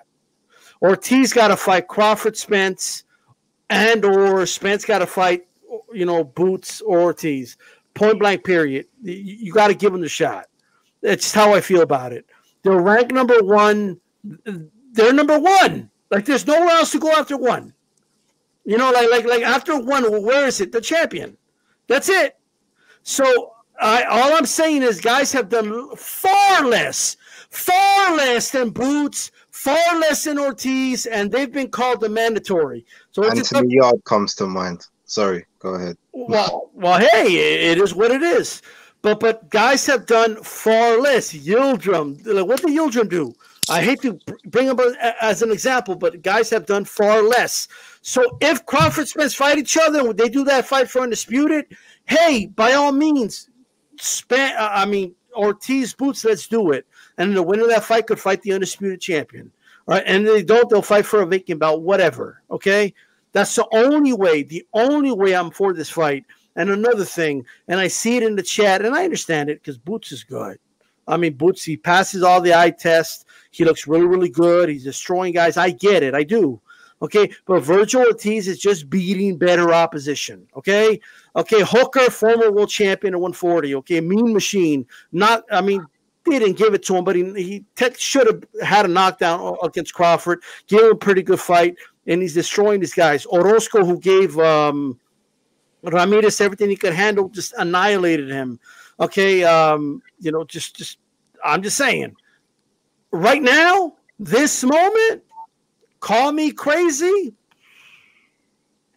I would favor Virgil Ortiz over Boots.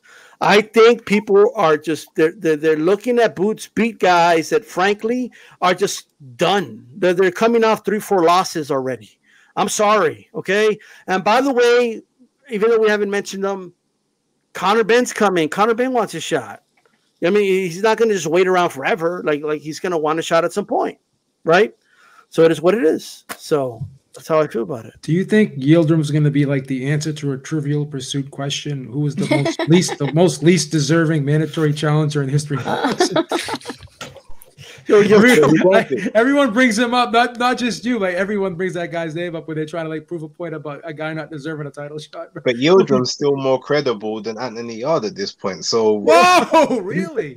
He's the most undeserving mandatory challenger we've got thus far.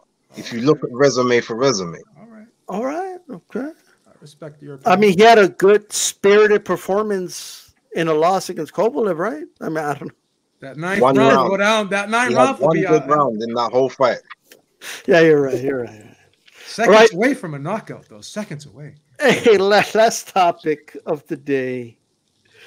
AJ versus Usyk Dos in Jeddah, Saudi Arabia. I mean, maybe that's a special place for AJ. That's where he got his win. Hey, Hearn, you can't seduce.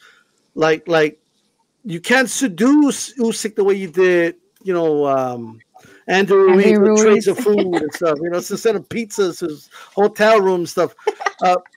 Beeb, what do you think of the fight, location, and who do you favor right now? This is crazy because I've been kind of going back and forth with this one too, trying to analyze this. And one thing that was said was, AJ fought the wrong fight. He didn't make an adjustment. He should have just become more physical. But my answer to that is, or my question to that is, I should say, when has AJ really fought a physical fight? I mean, he's used his power to knock guys out. But when has he ever really got in there and mucked it up with somebody? Never seen him do that. Like when Parker was getting close to him, he looked a little bit uncomfortable. We've seen him in other fights there. Carlos Takam got in his chest a little bit. That fight was kind of a sloppy fight. It was an ugly fight.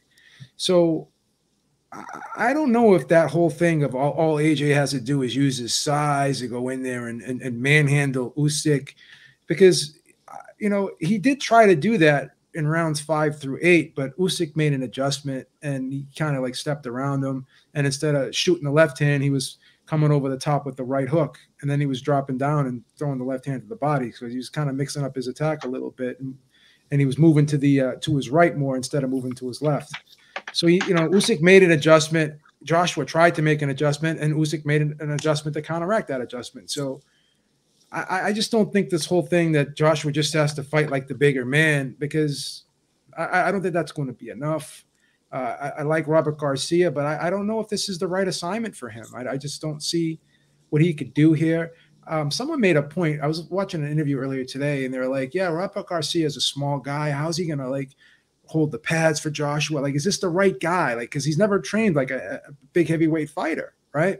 He's used to train in smaller guys. So is he going to try and turn Joshua into like a Marcos Maidana or a Julio Cesar Chavez or something like that? Is that going to be possible? And I also don't like the trainer change, right, going into a big fight like this. I like having there should be an interim fight. Let me try this on fight. Exactly. Yeah. Exactly. So, I think I'm gonna have to go with Usyk again. Because once again, I have to go with the guy who has more ways to win. Right? I don't see Joshua being able to outbox Usyk. Can he knock him out? Yeah, anything is possible. But I'm going to play the percentages. I'm going to go with the guy who can do both, because Usyk also hurt Joshua in that fight. He buckled him, stumbled him more than once in that fight. Almost stopped him in the last round. And Joshua turned around at the end of that round when the final bell rang, and he just put his arms over the ropes and just put his head down like I'm done, basically. You know what I mean? So I think you put words in Joshua's mouth there, but okay. Well, yeah, that's just my opinion. But he had like a look of resignation in his face, like I just been beat. You know what I mean? Just had that look on his face. So I'm gonna have to go with Usyk in this rematch. I don't think it's impossible that Joshua can win, but I just think it's unlikely. Don't say impossible. All right, hey, Bruce Goss, what do you think about the fight? It's going to be in Saudi Arabia. Does that play a factor for you? And who do you favor? All right, the location, Saudi Arabia. Joshua's fought there before. Usyk is a road warrior. He's always fighting in someone's backyard. I don't think it's going to bother either fighter. So I'd say disadvantage neither, which is what we want to see, neutral ground. Now, I've seen I've seen Joshua, of course. He didn't look good in the last fight. He went on a search for the trainer. It's almost like The Bachelorette. He bopped from gym to gym, and they're waiting for him to drop the roads off at one of the trainer's feet, and finally you got Eddie Minoto. And bro, I mean, dude, the guy's picking up a couple of cool mil to take a ride to Saudi Arabia. And I don't think he's going to change Anthony Joshua at this point. And a tune-up fight, nah. Fighters don't fight tune-up fights anymore. They're out there for the dough, and then they take as long a time off as possible. But that's boxing today. But looking at Usyk, man, he looked huge. I don't know if it's he's been in he's been in a war, bro. You can't do road work in a foxhole. I don't know if that applies, but we've all seen what's going on over there. I'm sure he doesn't have he's not in Deer Lake, Pennsylvania, bro. So I don't know what kind of condition he's going to come in this fight. Maybe Joshua's planning on pulling Ortiz. Is that who it was? Yeah. Maybe he's thinking about a repeat of that. I don't know, bro. But I love heavyweight boxing. And I like Usyk. I just like the way he fights. I like his style. I think he's got that tough, that Eastern European, just hard. Beterbiev, we were just talking about him. He's got some of that in him, man. Lomachenko's got some of that. Some of these fighters, they have that extra gene in there. Bivol, he's got it. Bivol too, he's style. I'm sorry, man. Give it up. Just too many great fighters, man. I forget him as I'm rambling along, but anyway, man. To keep my train of thought, I think if Usyk adapts to whatever style that Joshua has, I think he'll beat him, because I think psychologically Joshua knows that this guy's going to beat him. He looks so much bigger height wise. I was watching him side to side, but yeah, he kind of looks like the animal Hawk or Rory. Who is that, bro? Who's The that? Road Warrior, bro. That's Usyk, brother. That's Usyk, and he's dressed up like Hawk. So, Yeah. bro, I mean, What a rush. advantage the Road Warrior on this one to me, bro. Usyk, once again, man, I didn't even mention that. I don't even know if his heart's into it. He stated a while ago, I saw it right out of his mouth. He said he didn't want to grow old in boxing. He was here to make money, retire, and enjoy life. And I don't know. I think he's already had a taste of the sweet life, the silk sheets, and I think this is going to be an interesting fight, but nothing big, nothing great's going to happen. I think Usyk will probably either stop him or win a unanimous decision. Stop him late, but Okay. maybe even a dull fight. Hey, okay. Base the Kid. Saudi Arabia, Jeddah. What do you think? A different outcome this time, or what do you think? Well, the only outcome that's going to be different is this fight doesn't go the distance, and that goes either way. I haven't made up my full mind on it yet, but one thing I have noticed, and actually I was literally recording a video before I came on, so I'm going to upload that in a bit. But Usyk, normally in a lot of his fights, you see him, he'll be sort of, he'll have sort of crazy antics. Everyone think, oh, he's just this strange guy, and he'll play his mind games in his way, but he's all about, keeping his mental preparation sharp. In that Saudi Arabia press conference, he looked the most stoic I've seen him since the Marco Hook fight, when Hook got under his skin, and he just like, okay, I know my assignment, and then like he just beat the brakes off of Hook.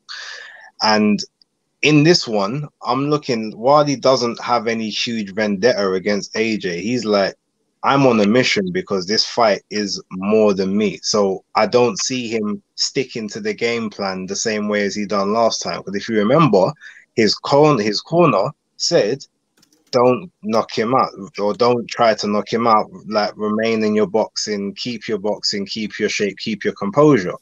Because there were several times before the 12th round where AJ was really visibly hurt, and probably if you stepped on the gas, there's a chance that you could have got him out of there.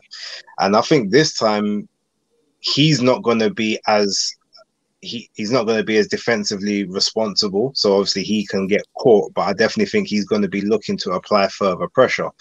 The face-off, AJ tried to dictate the face-off, and that backfired on him. So Usyk's like, there is no getting in my head. There is no out muscling me, out skilling me, out willing me.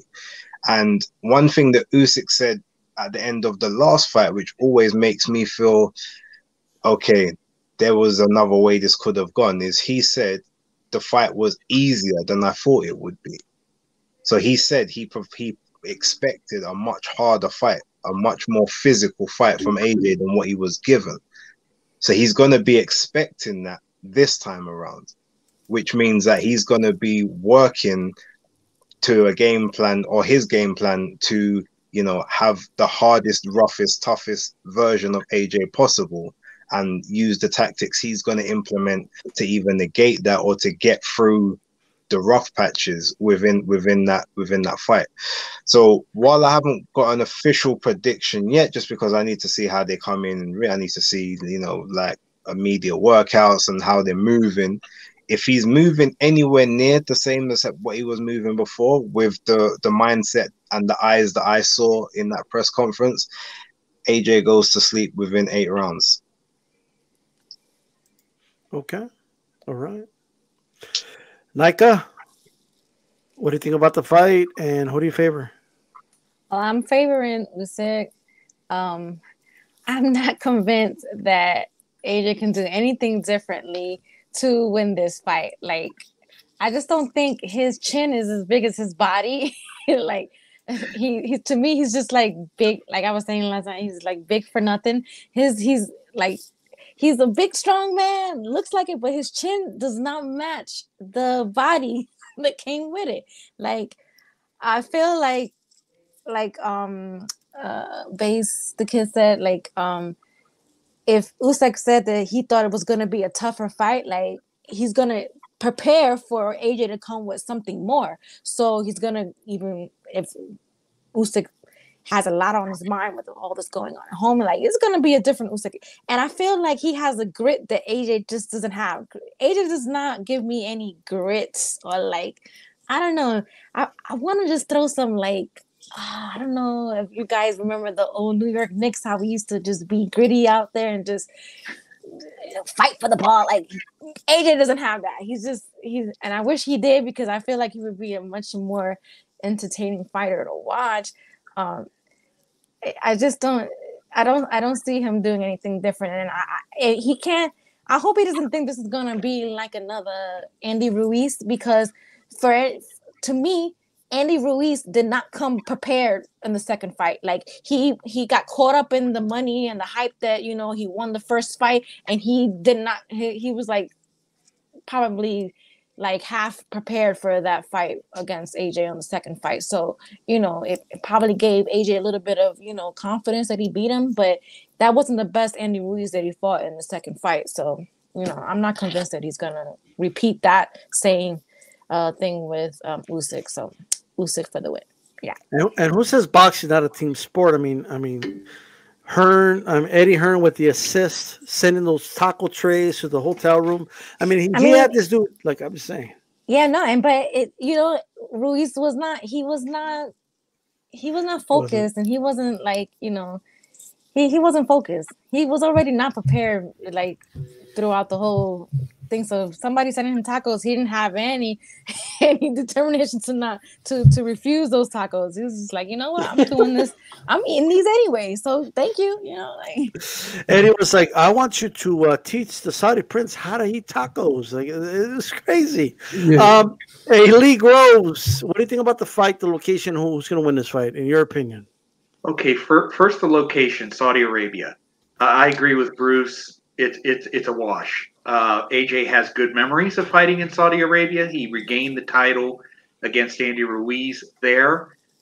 He slimmed down for that rematch, and Andy Ruiz definitely did not slim down for the rematch, and that was the big difference in that fight. AJ fought the perfect fight plan. He boxed, he jabbed, he won handily. He is going to fight. He's going to be fighting a much mentally tougher man in Alexander Usyk in this rematch. You know, Andy Ruiz is nowhere near as mentally tough as Usyk has been. And, you know, as far as Usyk is concerned, you can make a very strong case that he is the best road warrior of the 21st century. Consider, he won his first championship in Poland against Glowacki's home country. He won his next championship in Latvia against Marhsall. And then he won the World Boxing Super Series, became undisputed in Moscow against Gassiyev's home country. And then he becomes a 3-belt heavyweight champion by beating AJ in England. I mean, this is a guy who's on a fantastic run. Probably will land him in the Hall of Fame, especially if he wins the rematch here. I think the choice of Robert Garcia as trainer by AJ sends a signal that he intends to be more aggressive. That seems to be the conventional wisdom as to what AJ must do to change the outcome, be more aggressive. But it's one thing to send a signal. It's another thing for him to actually do it in the ring. And it's been a very long time since AJ has produced a consistently aggressive performance. He did have his aggressive moments, I think, in the midway point of the Kubrat Pulev fight. He landed a series of uppercuts, and then he backed off again. And it wasn't until round 9 when he landed another series of uppercuts and scored the 9th round TKO. I think he had his come-to-Jesus moment in the Vladimir Klitschko fight. Before that, AJ was an aggressive destroyer, used his size and his punch to defeat opponents. But when he got knocked down against Vladimir Klitschko, and to his credit, AJ knocked Klitschko out, but I think it had a similar effect on AJ as Edwin Rosario's left hook against Hector Camacho had on Hector Camacho. In round 5 of that fight, Hector Camacho came on the edge of knowing what being knocked out was like, and he did not like it. And for the remainder of his career, certainly for the remainder of his prime, Hector Camacho became a more defensive boxer. Same thing happened with AJ after Klitschko.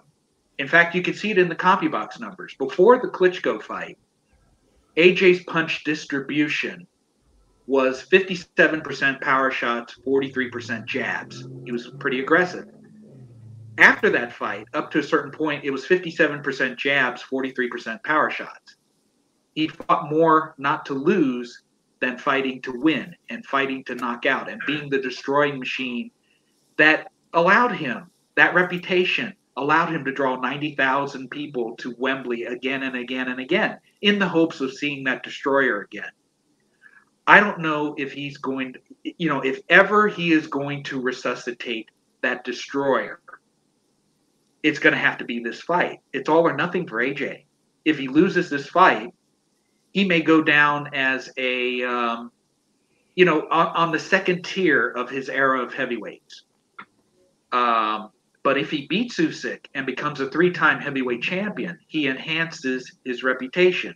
He may not be the best of his era, but he's certainly in the conversation for number 2, Deontay Wilder being 1. Tyson Fury right now is the number 1 guy, I think, in this current era.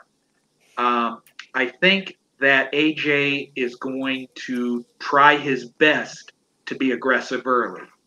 But I think that Usyk's counterpunching skills, I think his knowledge, I think his discipline, I think the confidence that he gained in the first match, especially in the fact that he almost knocked AJ out in the late stages of that fight, I think all of those factors, plus the fact that he is fighting for Ukraine, he has a whole country rooting for him. And that's going to give him additional strength. I don't think it's going to be pressure. I think it's going to be strength and encouragement that he gets from the Ukrainian support.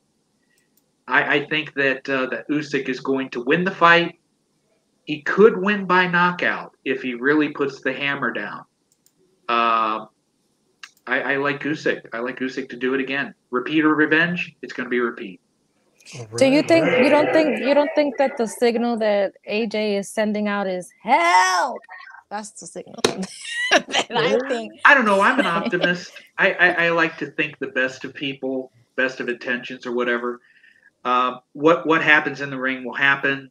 I just have more confidence in Usyk's mindset, his technique, his experience, especially on the road. He still has something to prove, I think, at heavyweight.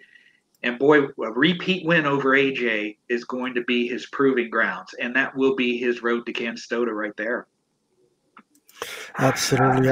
Rebecca, same question to you. What do you think of the location, and who do you favor in this fight? D-Style, you're really going to have me go after what Lee just said? Like, I can't. You got to do it. You got to do it. You got to do it.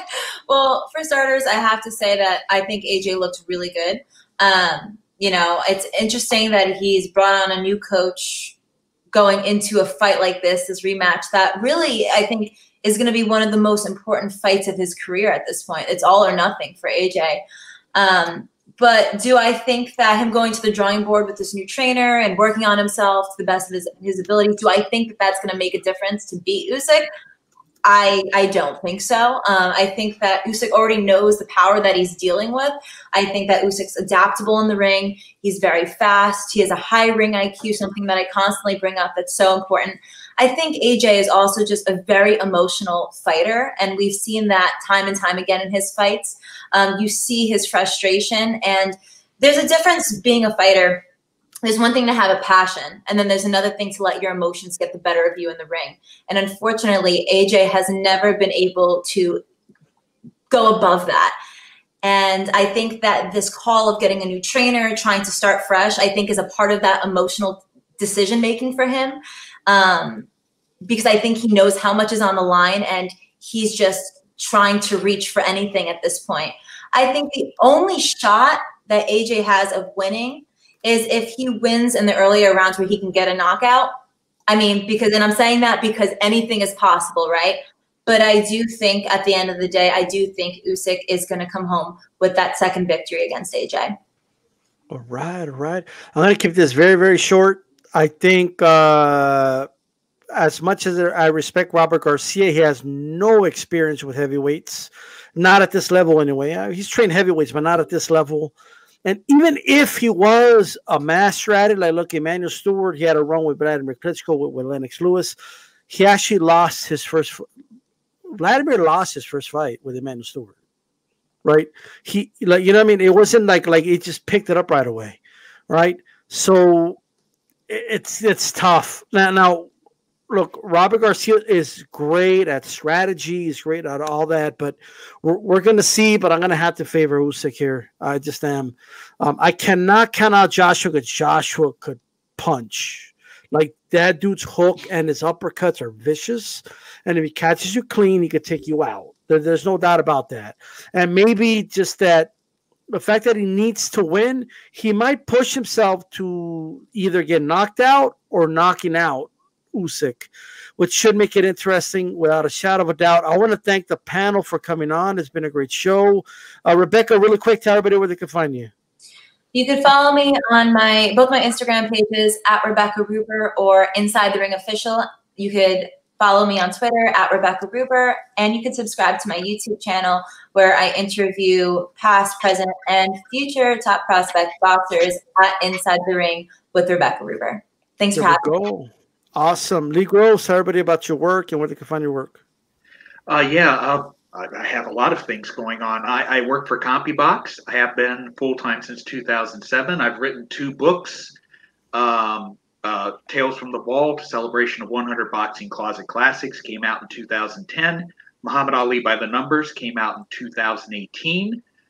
You can find me, I'm on another podcast on Fight.tv, In This Corner, the podcast with James Smitty Smith, who is also known as the MC at the International Boxing Hall of Fame's induction weekend.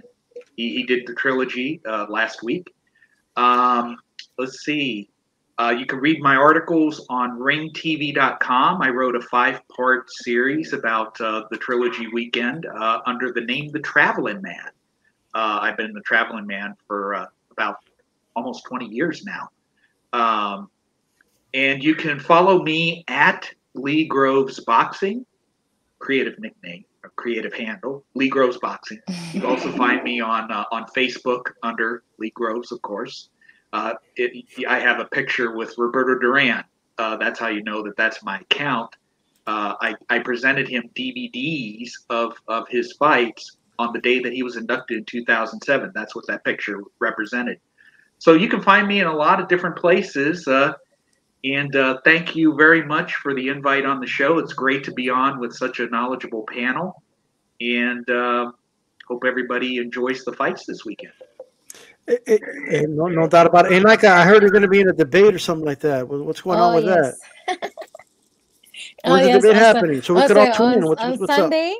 At 7:30 p.m. Eastern on my YouTube boxing channel, which is Knockouts with Nika. So you can follow me there.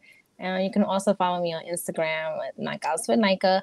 And also on Wednesdays on In the Ring with Christine, we have all ladies, Women Crushing It Wednesdays, where we just talk about boxing. So yeah. All right. Basic Kid, tell everybody real quick where they can find you, brother. Yeah. Okay, you can subscribe to the YouTube channel, Base the Kid, the Hardcore Casual, same as the handle you can see on the screen there. Instagram, I mean, I don't use it for boxing related stuff, but it's Base the Kid. Twitter, if you want sort of my boxing takes, you can find me on there.